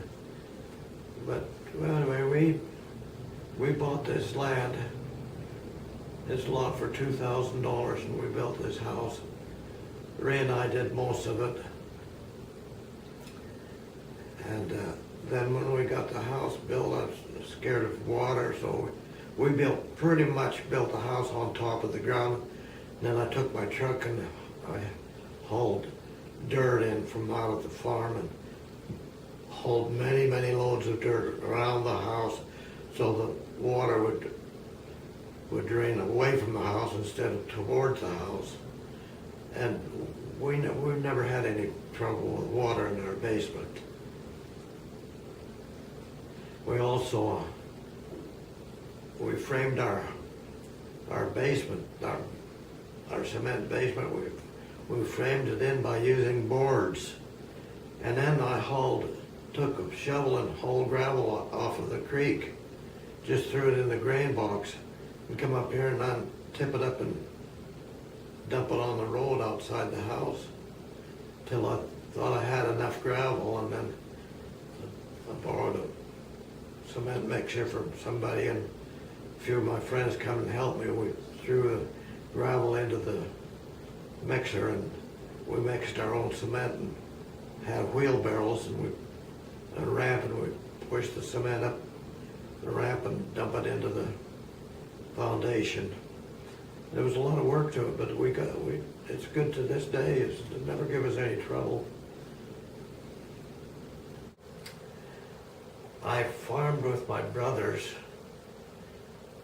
and then we started getting land on the reserve, and then we kind of divided up, and me and my brother Norman and my other two, we worked together, and my brother Dee and Lamont, they worked together. But we had land on the reserve and off the reserve, and then my brother Norman and I, we kind of split up, but we got along good. We wasn't mad at each other. But I kept renting more land on the reserve, and had a big farm, 16.5 sections. We had 5 big tractors and 5 combines, and all equipped like cultivators and seeders and sprayers and all that kind of stuff. It kept us really busy to try to get it all done. We farmed a lot of land on the reserve, and then I started farming on my own. And there was one Indian fellow that was a cripple. He had a hip that got run over with a wagon and smashed all the bones in his hip when he was 3 years old, and as a result he had to walk with a crutch. And he was a good worker, though. He could sure drive a tractor and combines and that, but he used to go around with a crutch. One day his wife fell off her step and really hurt her back bad, and I had to go into Lethbridge and have surgery, and the surgeon said to this Indian fellow, "What's the matter with your leg?" And he told him. He said, "Well, I think I can fix it." And he said, "All right." And so the day come when I was to take him down to Lethbridge to have him done, have this operation, and he backed out. He said the other Indians just say he's using me for a guinea pig. But I kind of tricked him a few months after that. I got him in the truck and drove down to Lethbridge and just dropped into the regional hospital and told the surgeon what happened, and he said, "Well, let's do it right now." So I said to him, "Oh, well, they're going to put you to sleep and just to do an examination, and then when you wake up, we'll go home." Well, he did wake up a little while after, but his hip was all fixed. And he was pretty mad at me for tricking him like that. But in about 2 or 3 weeks, he was up walking without a crutch. And he was so happy he could walk without a crutch. This happened when he was 3 years old, when he broke his hip. And he got it fixed when he was 35. This one fall, I had my old friend working for me for, he said 17 years. Doesn't seem that long, but we were combining down on the lower end of the reserve, and he was running the combine and I was sitting in the truck, and it got dark, and I was sitting in the truck, and he come by, and when he went past me, I got out of the truck and walked over behind the combine and went up the stairway and crawled over onto the body of the combine. And he had the window open in the back. And he was running the combine and singing these Indian songs. And I said, he didn't know I was there. I just said, "Emo," and he just straightened right up, and then another minute went by, and I said, "Emo, you're gonna die." And I was kneeling right down and talking through the window, and I was just about a foot away from his head, and I just reached down and put my hands around his neck, and I said, "You're gonna die. It won't take long." And he stopped the combine and just sat there, and I started squeezing on his neck, and he just straightened up, and then I took my hands off, and I said, "Oh, Emil, I'm just pulling a trick on you." He didn't think it was funny at all. In fact, he was right good and mad over it. Our kids, when they got a little older, we started school, we used to have to, of course, we bought their clothes, and we used to take them into a little store, it's still there, called the Progress Store, because he sold clothes that was just a little bit, something a little bit wrong with them. Maybe put a button in the wrong place or something, just some little thing. They sold their clothes real cheap. And the kids, we bought a lot of clothes there for 3 boys and a girl, and me and my wife. When I was about 30 years old, I got the desire to, along with a doctor friend of mine, his name was Alan Van Orman, we went to Lethbridge and we took a flying airplane course. And I do well remember soloing, getting up in this plane all by myself and flying around, and that was kind of scary. And then we bought a little plane. It was called an air coupe. And we flew around quite a bit with that. We went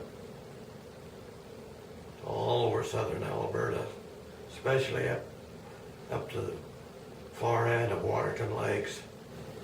And he wanted to get a bigger plane, and I didn't want one. And so I sold him my half share of my plane, and he traded it in on a bigger plane. There used to be north of Cardston, there was no airport out south of Cardston at this time. There was just somebody had taken a road grader and just smoothed the ground off out about 2 miles north of Cardston on the reserve. They just smoothed the ground off a little bit. We used to use that for an airstrip. One day, my friend Alan and I, we took our plane, and he phoned me up and he said, let's go for a ride this morning. Okay. We went out there, and it was a very, very warm morning. And the air, when it's warm, it becomes lighter. When it becomes lighter, a plane has a harder time of lifting up off the ground. So we went out to this dirt strip, and we started going down this dirt strip, and we did lift off, but we couldn't get up very high. And as we got going, the barbed wire fence and the telephone wires and the power wires was getting closer and closer to us until we was just, seemed like just right there. I looked over at him, and he had his head down. I knew he was praying, and I did too. And about that time, just seemed like a second before we hit the wire fence, the power lines, the telephone lines, the plane just kind of jumped straight up and went over them and then jumped down again. It was really quite an experience. As time went on, me and my wife, we got a church calling. They used to call it stake missionaries. And we had a mission president and his counselors, and we would meet in his house once or twice a week, and we would study the gospel, and we had to learn scriptures. Got to where I knew quite a few scriptures, but I've forgotten now, most of them. And he would write down, well, go to this person's house and go to this person's house. And without phoning them or giving them any notice, we used to just knock on the door and tell them who we was, and they did invite us in, and most of the time they knew us. But we went, sometimes we got way out there almost to Del Bonita, down by Spring Coulee, and then all over the reserve. And there was about 50 stake missionaries. We kind of enjoyed it. Well, there was one man and his wife, their name was Harry and Nellie Jenkins. They come from Mountain View. Harry Jenkins was so full of arthritis that he couldn't walk. He could walk if he could put his arm around your shoulder and his other arm around another person's shoulders. And we just kind of drug him along. But she was a very energetic girl. And they were about 70 years old, I guess. They moved into Cardston. We used to go up there and talk about the gospel. They did join the church. I baptized Nellie, and my partner baptized Harry. And they went to the temple and were sealed, and that was really a nice experience. They used to call canola rapeseed, but because of the name, it doesn't sound very nice, so they changed it to canola. But I was into Ellison's Elevator, which bought wheat and barley, and I went in there. Reed Ellison owned it. He'd become a good friend of mine. And he had this here bottle of black seeds on his desk. I said, "What's that?" He said, it's rapeseed, which we now call canola. He said, "I've been thinking about planting some of that." And he said, if you will plant some of it, Boyd," he says, I'll guarantee you that you'll get as much off of that as if you would have planted it to wheat. He said, I'll just make sure that you make that much money on it. And I said, "Well, I'll do that." And he said, "I'll get the seed in for you. Only 5 pounds to the acre. Only takes just a little bit to plant a whole quarter section. A couple of scoopfuls." But I did plant it, and it did grow real good. And then I had to haul it into Lethbridge, and he bought it. And as far as I know, and as far as Reed Ellison knows, that was the first canola that was ever planted and grown in Canada. After that, there were lots of farmers from southern Texas, clean up to almost to the Alaska border, plant canola, especially in Grand Prairie. You go up there in the fall, all the fields are bright yellow with canola. I kind of retired and got out of farming, and we had moved to Arizona and kind of bought into a company down there, and we became the managers of this company. The company was a trailer park where you could pull your trailers in and hook onto their sewer and their electricity and their water. And we become managers of that park, and then they got us to be the managers of a different park, which had about 4,000 people in it, and then they had a manager, still a different park, which had about 5,000-6,000 people in it. And we didn't know anything about trailer resorts, but we soon found out. Well, while I was there, we had one building there where there's a fellow from Toronto that was a pretty good painter, and he didn't rent it, we let him use this here one big room to teach oil painting. He had a big table there, and the people that wanted to learn how to paint, they could go sit down at the table, and he would teach them how. And I used to go over there, and I had a key to every building. I used to unlock. He used to lock himself in because he didn't want to be disturbed, but I used to unlock the door and walk in, and I'd walk around and see these mostly elderly women painting away, making a mess out of everything. And he would tell them what to do and what not to do, and I'd walk around, just about every night for couple of months. Then I got the idea, well, I wouldn't mind trying that. And so I set up an easel at our house, which is about a block away. And I started into painting and painting. And I found it was kind of entertaining.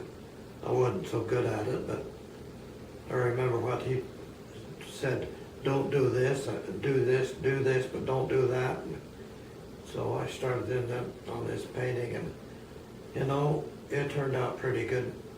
My wife has still got it hanging above our fireplace. Well, when we moved back to Canada to stay, I built a little shop out behind my house, and I started the painting, and I painted a lot of paintings. I got the idea that I would like to paint a painting for all my kids and their kids, which I haven't quite completed. I'd like to finish it someday, but I painted a lot of paintings in the family and gave them to the dads and the mothers and the grandkids and Rhea's side of the family. Gave them all a painting. They must have liked it because they still got it hanging up. Here not too long ago, I was just kind of sore all over, and sort of just sore all over and kind of sick. And finally the doctor had me go down to Lethbridge and have a CAT scan, and which I did, and they seen I had a stone down, I call it the ducts, but I don't know what that is. But Dr. Taylor says, you've got a stone there, and he says, you don't have a choice, it's got to come out. So I went down there to Lethbridge, I made an appointment with the surgeon, and he took me into the operating room, and I had to lay on my stomach, and then they put a thing in my mouth to where I couldn't shut my mouth, and they went down my mouth with a kind of a wire, and it was sort of like pliers to grab this stone out from down in there and pull it out my mouth. But the stone, they had to go through a little hole there, and it was too big to go through the hole, so he had to take a knife down in there on the end of this wire and cut the hole a little bigger. And so he opened the hole up, and it still wouldn't come out, so I was laying on my stomach, and him and the nurse started pushing on my back, just hard, just as hard as they could push, and finally they pushed the stone out through this little hole. And then they went down my throat with a wire, and with kind of like pliers on the end, and grabbed it. Well, before he done that, he had to go down my throat and blast it, and blasted it into several pieces. And then they went down there with the pliers and grabbed onto it to several pieces and pulled it out through my throat. I'll go back and start talking about Julie a little bit, because I talked about the other kids before, but This way. Yeah, that's better. Okay, so.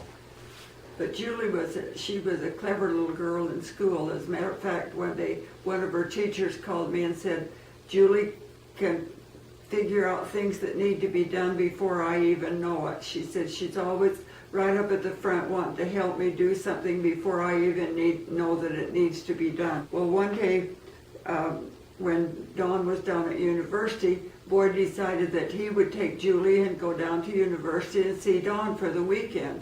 So he got Julie in the car, and they went down to Provo to see Don for the weekend.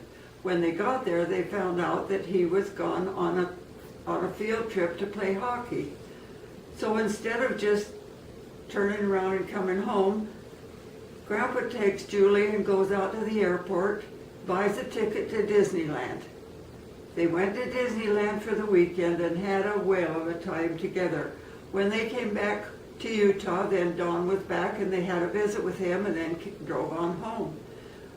Well, Julie went to school on Monday morning, and the first thing she had to do was tell the teacher in the class that she'd been to Disneyland for the weekend. Well, nobody believed her. How could a little kid go clear to Disneyland for a weekend and back home already? And they didn't believe her, and neither did I believe them, because I didn't know that they'd gone, and they didn't tell me they were going. So anyway, the teacher phoned me from school, and she wanted to know, did Julie really go to Disneyland for the weekend? And I said, well, I didn't know she had till I saw the tickets. But I said, I've seen the tickets, so I guess they did. So the teacher said, then I have to apologize to her, because I almost accused her of lying right in front of the class. And she said, I know now that she didn't. She was telling me all about her trip to Disneyland, and I remember how excited that little girl was to be able to come home from school and tell me that she had finally told the class something they didn't know. She finally had told the class something that they didn't know. Well, when Julie graduated from school, she went down to Utah Tech and took a secretarial course so that she could get a job as a secretary. And then she came back home and went to Calgary and got a job. And she was working in Calgary. And then when she came home from Calgary, she started dating Dexter Quinton. Dexter was the son of Walter and Vera Quinton. And they dated for quite a while, and then they went to Las Vegas and got married. Well, that didn't surprise us too much. That didn't surprise us very much, but anyway, we had a little calling reception for them here at the house, and there were about 175 people that came to wish them well and congratulate them. And in October of that year, of 1984, our little Jennifer was born. She was a beautiful little baby, and we loved her to pieces. She was just really a special child. And about that same time, Boyd's sister Rhea, her husband up in Calgary, died with bone cancer. And Rhea was really missing him a lot, and she had a home down in Arizona, but she didn't want to go down to that house without Reed, and so she invited Boyd to come and go with her, spend the winter down there with her to help her kind of get over the tough time. And so I said to him, "You go ahead and go, Boyd, because I'm working, and you just go and enjoy the winter with Rhea and help her get over her tough time." So about that time, Julie and Dexter started having some marriage problems, and he didn't ever really seem like he wanted a baby to start with. And he was a little bit jealous of the baby, and Julie put a lot of attention on Jennifer. And so anyway, while Grandpa was down there, Julie decided that she was going to move to Arizona, so she applied for a divorce from Dexter and took little Jennifer and moved to Arizona, and Grandpa took her to the consulate down there and got a green card for her so she could get a job down there. And she started working down there and kept working down there after she got her job. And in 1989, she married Robert Merle LeVake, and from that union, Bobby Ann was born. And that marriage didn't last too long either. But when Bobby Ann was about 2 years old, they divorced, and she married Dennis Edward Mahan. And then they were married for quite a while and moved to Florida. And it was while they were in Florida that little Alex was born. And Alex is now the same age as Jackson. He's 13. Their birthdays are both in November, and he's 13, and so is Jackson 13. Now, as far as my community service goes, in 1977, I was approached by a group of local citizens and asked if I would let my name stand as to run for council when the next election came up in October. And I kind of laughed it off, thought it was kind of a big joke, because here I was, not even a high school graduate, and they wanted me to run for town council. And at the same time, I was Relief Society president. And so I thought, well, the best thing for me to do is to talk to my bishop. So I went and talked to Stan Johnson about it. And I talked to my kids too, my husband and my kids, and board had always been very supportive of anything that I wanted to do, and the kids thought it was a big joke. They laughed at it, but when it come right down to it, they thought I should do it. And so when I went to talk to Bishop Stan Johnson, and I said to him, Bishop, I've been asked to run for town council, but I can't do that and be the Relief Society president too. He said, Rhea, you run for town council, because the town needs good people to help it, to keep things on the straight and narrow. And so he said, you run for town council. He said, we can get somebody else to be the Relief Society president. So they released me, and I ran for town council in October. And I was the only woman that was running at the time, and so it wasn't hard to top the polls, which I did. But I think the main reason was because I was the only woman that was running, and all the women voted for a woman, so that wasn't too hard to do. But anyway, Floyd Godfrey was the mayor at the time, and we had a good council, and I was assigned a lot of important positions on town council that I really learned a lot from. I don't think that I could have learned had the same amount of knowledge if I'd have gone to university and gotten a university degree. That was the first 3 years, and then the next term I was asked to run again, and so I did. I ran again. But after the second term, which was after 6 years, I decided not to run again, so I didn't run again. But I was asked at that time to be the chairman of the Carson Centennial Committee. The Centennial was in 1887, and Bob Lowe was the president of that committee, and he asked that I sit on that committee, so I did. But I didn't. I sat on the committee, and we got things all organized, but it was in the spring of 1987, January of 1987, that we moved to Arizona. Now, the reason we moved to Arizona, Don had a friend come to visit one weekend, and Don brought him over to our place to visit with us and have supper. And while he was here, Ron Othius was Don's friend, and he said to us, he said, some of my friends and I are just buying a senior citizens park down in Apache Junction, Arizona. And he said, we're going to need somebody to manage it. And because we just had sold the farm, and we didn't have the farm anymore, and Boyd said, well, do you need somebody to manage it? We'd like the job. Well, that ended the conversation right then and there. But the next morning, we got a phone call from Ron Othius. And he said, if you'd like the job, it's yours. And so he wanted us to come down there and be down there the 1st of January of 1987. So we left home on the 3rd of January of 1987 and moved to Apache Junction, Arizona. And that's where we started to manage that park. It was a beautiful little park. It only had about 800 spaces, but we were able, it was a coast-to-coast park, which was kind of a membership park, which was not an ideal situation, but that's the way it was.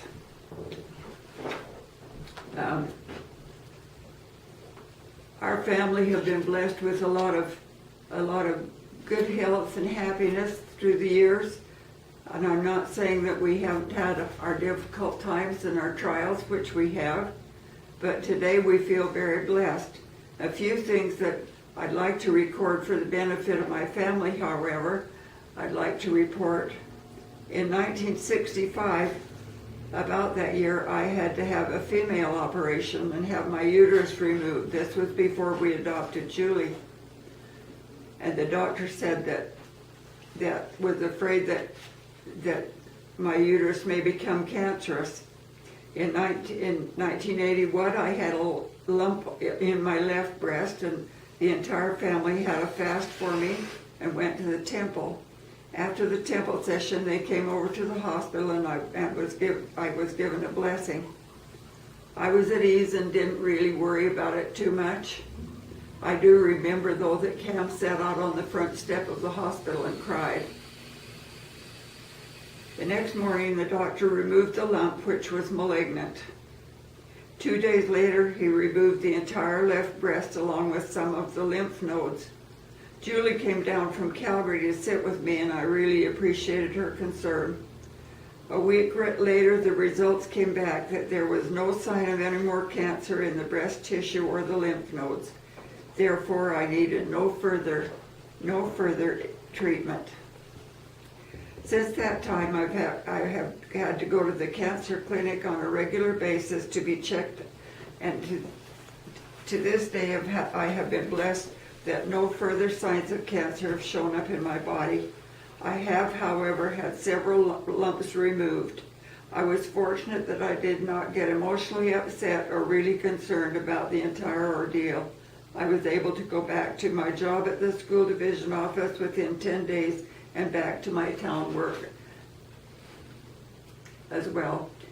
It did take some time before I got so I could use my left arm and raise it up and be able to make it very, very mobile. Fall of 1994, I started having some problems with my heart. I had to go to Lethbridge to have a lump removed from my right breast, and while under the anesthetic, my heart started to do funny things. They called in a heart specialist, Dr. Jensen. I was in intensive care for 2 days, and what was to have been an outpatient visit ended up to be about 5 days. I was given several tests, and it was diagnosed that the valves that had been damaged when I had rheumatic fever as a child were starting to malfunction. I was put on medication, which worked for a while, but Dr. Spackman sent me to Calgary to see Dr. Peter Russell in February, where I was given an echocardiogram. The rhythm just didn't seem to be stable. In August of 1995, I ended up in the hospital again. My heart was just racing.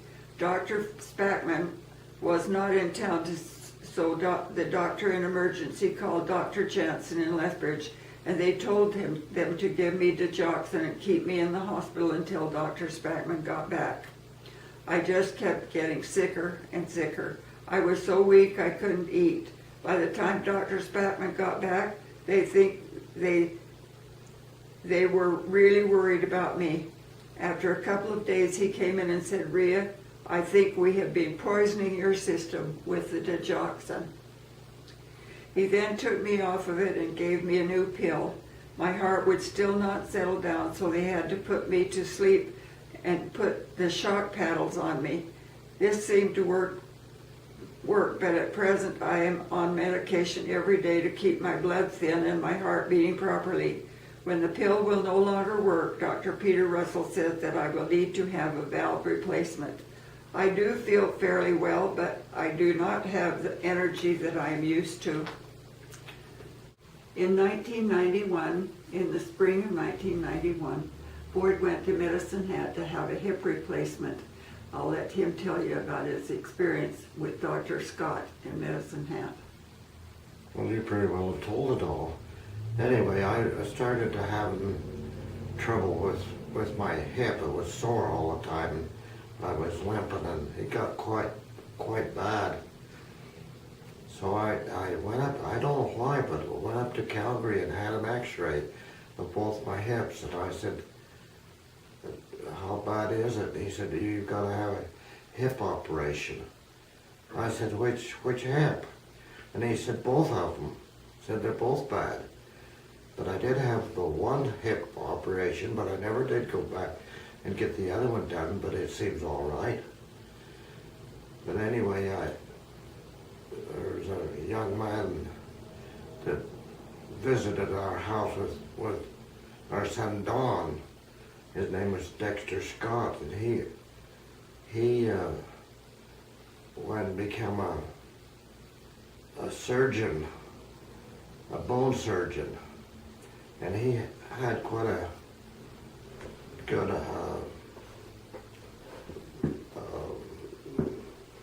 people thought he'd done a good job, and so I made arrangements to have him do mine. So we drove down there, and he operated on my hip, and I laid in the hospital down there for, I think, about a week, and got along quite well. And then I had my son Randy, he drove down in his car at Medicine Hat and picked me up and brought me home. And it healed up real fast, and I got around, I thought, real good on it. Then after a little while, we went back to Arizona, and by then the company that we was working for had sold out to another man, and he wanted us to stay there and be the managers of this Paradise Resort up in western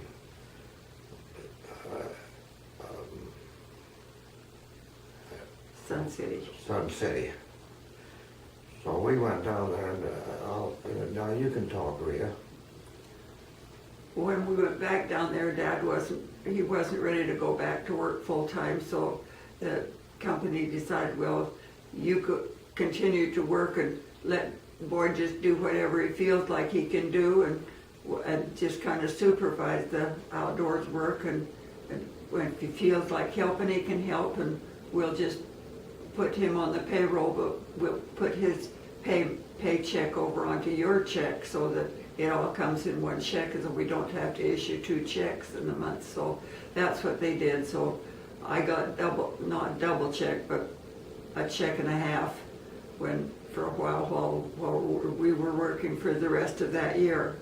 And in the spring, when we came home in the spring, we decided that because the new company that had bought the park didn't want to give us a health plan, and they didn't want to pay our rent, and they didn't want to do a lot of the things that the previous company that the Wolfswinkel group had done, we decided, well, we won't go back down if I can find, if there's a job at home for me. So when we got home, they were advertising for someone to be the executive director down at the Remington Center to help get the Remington Center ready to open up in the next spring.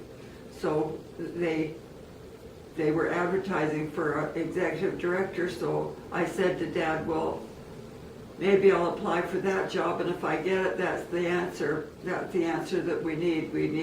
We'll stay home. We were anxious to stay home anyway because we were missing our kids. One of the little grandkids said to us on the phone, "Grandma, you won't even remember what we look like." And that was the truth. We had missed a lot of the important times of our kids' lives, and we didn't want to miss any more. So when I got the job at the Remington Center, it was kind of a surprise to me because although I had helped get the Remington Center started in the first place, because when I was on town council, we went to Edmonton and presented the program that we had in mind to the government, and they had agreed that they would help us get it going. So I was a little bit surprised when I did get the job, but I was very fortunate because I was able to, I had different responsibilities. I had to hire somebody to run the cafeteria. I had to get the stock in the gift shop. I had to take care of hiring the staff to take care of the horses and drive the carriages and all this kind of stuff. And they didn't have any, at the time that they hired me, they had a computer and that was all. They didn't have any, there was no job descriptions, no outlines of what the requirements were for the job, so I had to do all that and get it ready to open up in the spring and hire the staff for the spring. So anyway, that's what happened. So we stayed home and enjoyed our family, went back to looking after things that we needed to look after at home. And at that time, Don and Renee were married, but they were, not Don and Renee, but Randy and Jana were married, and they lived in an apartment up at Dale Levitt's house and had bought a little house up in the west end of town that they were trying to fix up. And so we helped them get that little house fixed up a little bit before their first baby came along when he was born. And so we helped them get that set up. So one morning, early in the morning, the phone rang, and it was my sister Afton on the phone. And she said, "Rhea, I'm calling to give you some sad, happy news." And then she told me that our mother had passed away in the night up at the Grandview nursing home. A few weeks before that, 2 weeks before that to be exact, I'd been over to the hospital to see my mom because she had just came back from Lethbridge from having her pacemaker replaced and fixed, and she'd broken her hip before that. So when I went over to the hospital to see her, she was really pretty sad, and she was kind of weepy. And I said to her, "Mom, what's the matter? You seem so sad today. You're not giving up on us, are you? You're not wanting to die, are you? And leave this family, are you?" And she said, "Oh, if I had the chance, I sure wouldn't give it up." She said, "If I had the chance, I sure wouldn't pass it up." And I said to her, "Mom, it's okay. If Heavenly Father wants you to come to his over on the other side of the veil, we'll look after Dad. We'll take care of him. We'll see that he has company, and we'll take care of him." And she said, "Oh, that's nice." And then she started to cry, and I left her.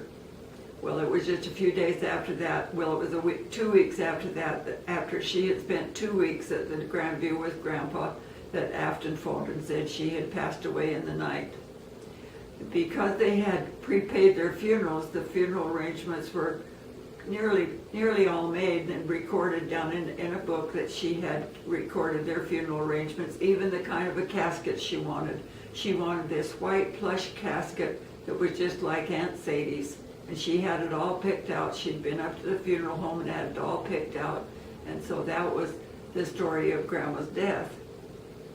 But the sad part was that Grandpa never really accepted the fact that Grandma wasn't coming home. And he would, whenever we'd go and see him, well, he always asked about her. We got together and had a little meeting after Mother had passed away, and we each one of the family had an assigned day to go and visit Grandpa. That was our day to go and visit him, so that we knew that he had company every day. And then anybody that could go on Sunday went on Sunday, but we each had a day during the week. But when we would go to visit him, he'd say things like, "When's your mother coming home? Did she take enough money for her trip? Did she take enough clothes for her trip? She didn't have to go clear to Medicine Hat to get a job." And then he'd say, "Now before you go home, don't you go home without saying goodbye to your mom." He'd always say that, "Don't you go home without saying goodbye to your mother." So that was kind of the way that life went on for a while while he was still living. But we knew he was pining to be with her and was wanting to go and be with her. And so anyway, a couple of years after that, we went on we were going on a trip to Arizona. Dawn and Afton were already down there they'd gone down for the winter or to spend some time for the winter. And so we went down. Rhea had told us we could go down and stay at her house and use her little house down in Mesa. And so we went down there and we visited with our friends down there, and then this one morning the phone rang over at the neighbor's place, and she came over and got us, and it was Aunt Zola on the phone, and she said, Rhea, Grandpa's not doing very well. He's got gangrene in his leg.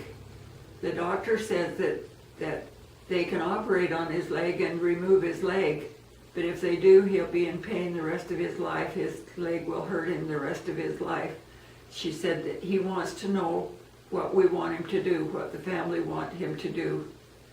And I talked to Grandpa, and we looked at each other, and we knew what Grandpa felt about going to be with Mother, and so we just said, we want the doctor to just take care of him, keep him comfortable. We're on our way home. We're coming home right now.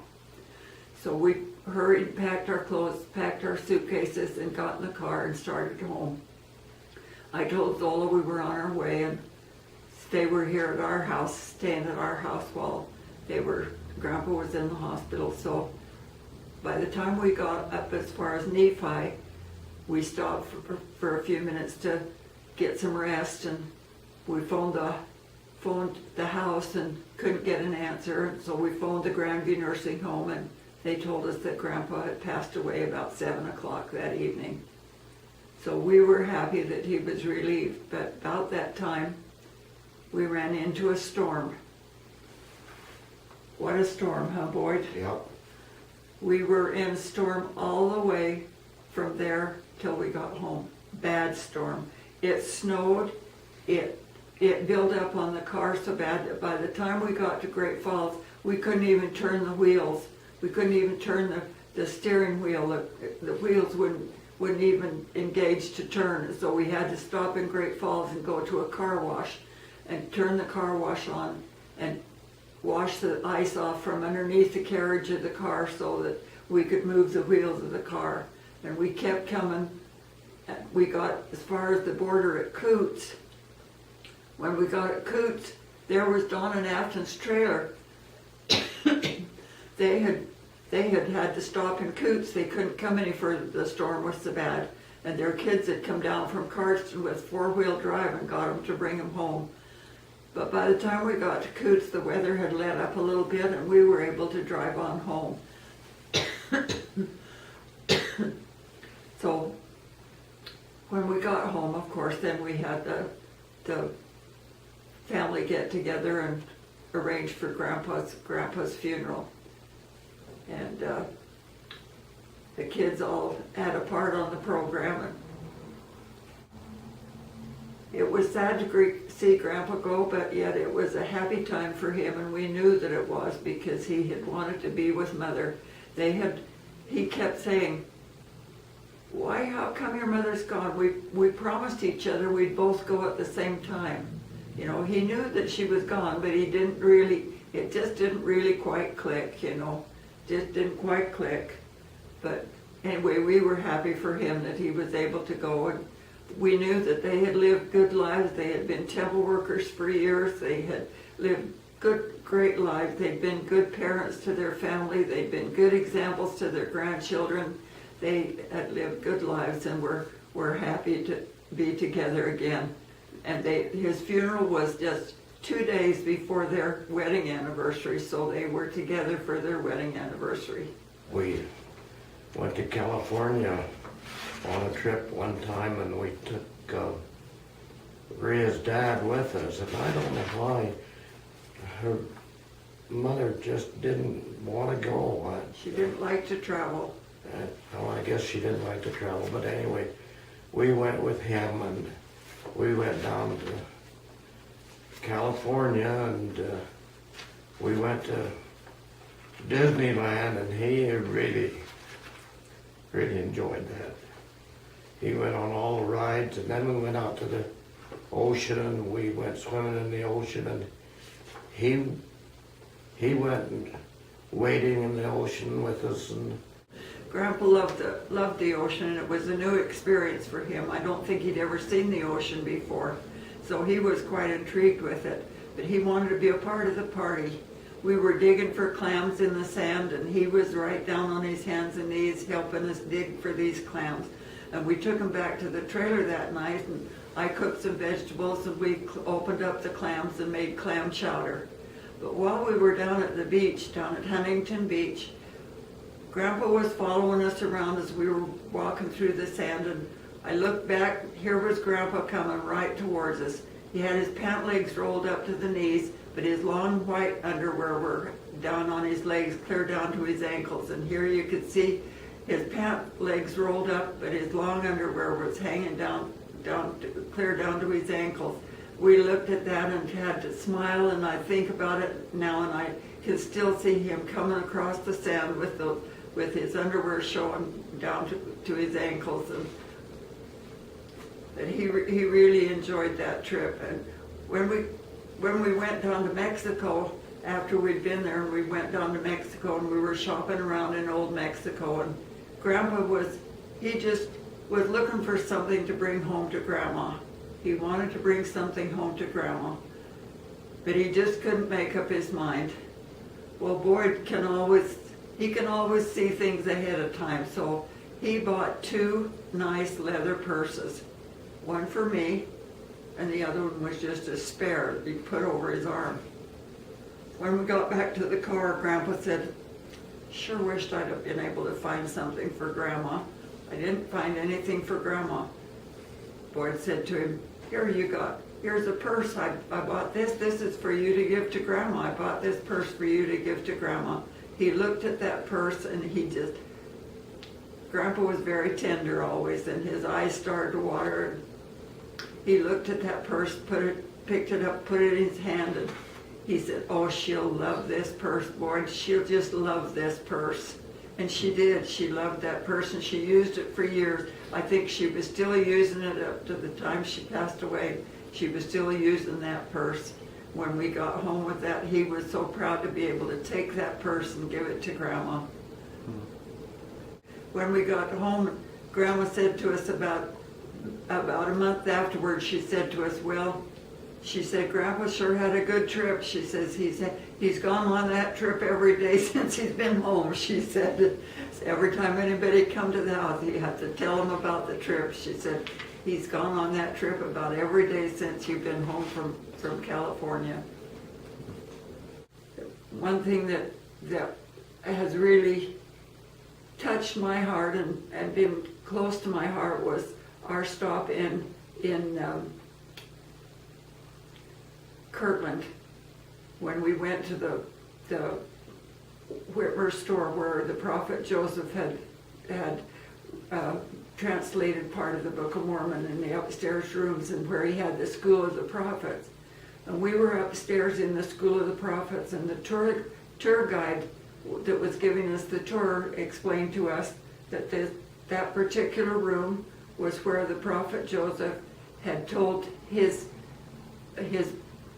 apostles, or his people that were working with him, about the revelation that he'd had about the word of wisdom, and that no longer did he want them to chew tobacco and spit on the floor, and they have to have Emma clean it up after him. So that was kind of a special experience. And then the tour guide said,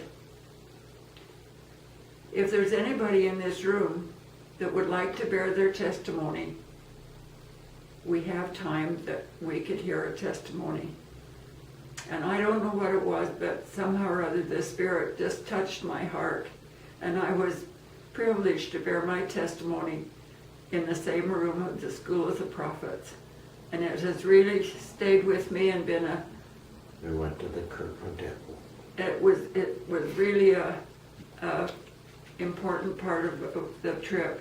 We went from there across the road over to the Kirtland Temple, and that was interesting too, because it was laid out just like the scriptures tell us, with the seats for the high priest and we knew the history that went on there, when the prophet dedicated the Kirtland Temple, how the angels, they could see the angels, and it was really special.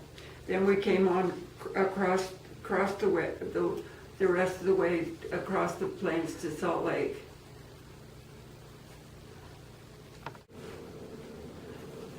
As we bring this little Christmas wish to a close, I'd like to just update you on our family genealogy as of today.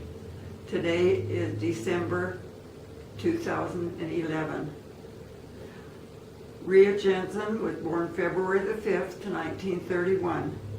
Boyd Homer Jensen, born April the 8th, 1925. Donald Boyd Jensen was born December the 9th, 1952.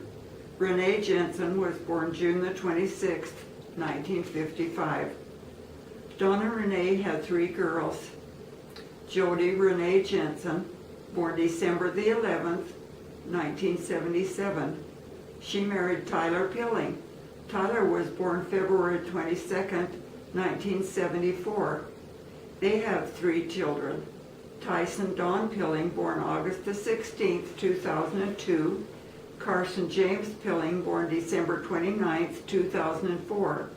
And Julia Grace Pilling, born July the 1st, 2008. Then they had Tiffany Dawn. Tiffany Dawn Jensen was born June the 6th, 1981. She married Trevor Sloan on June the 30th, 1980, or he was born on June the 30th, 1981. They have 3 children. Hunter Wallace Sloan, born April the 27th, 2005. Gunnar Boyd Sloan, born October the 12th, 2007. And Briley Lene Sloan, born August the 30th, 2011. They have Kimberly K. Jensen, born February the 19th, 1986. She married Robert Travis Ney. He was born December 8th, 1984, and was baptized February 25th, 2006. They have 1 little girl, Jada Hope Jensen, born on my birthday, February the 5th, 2004. Cameron Lee Jensen was born December the 16th, 1955.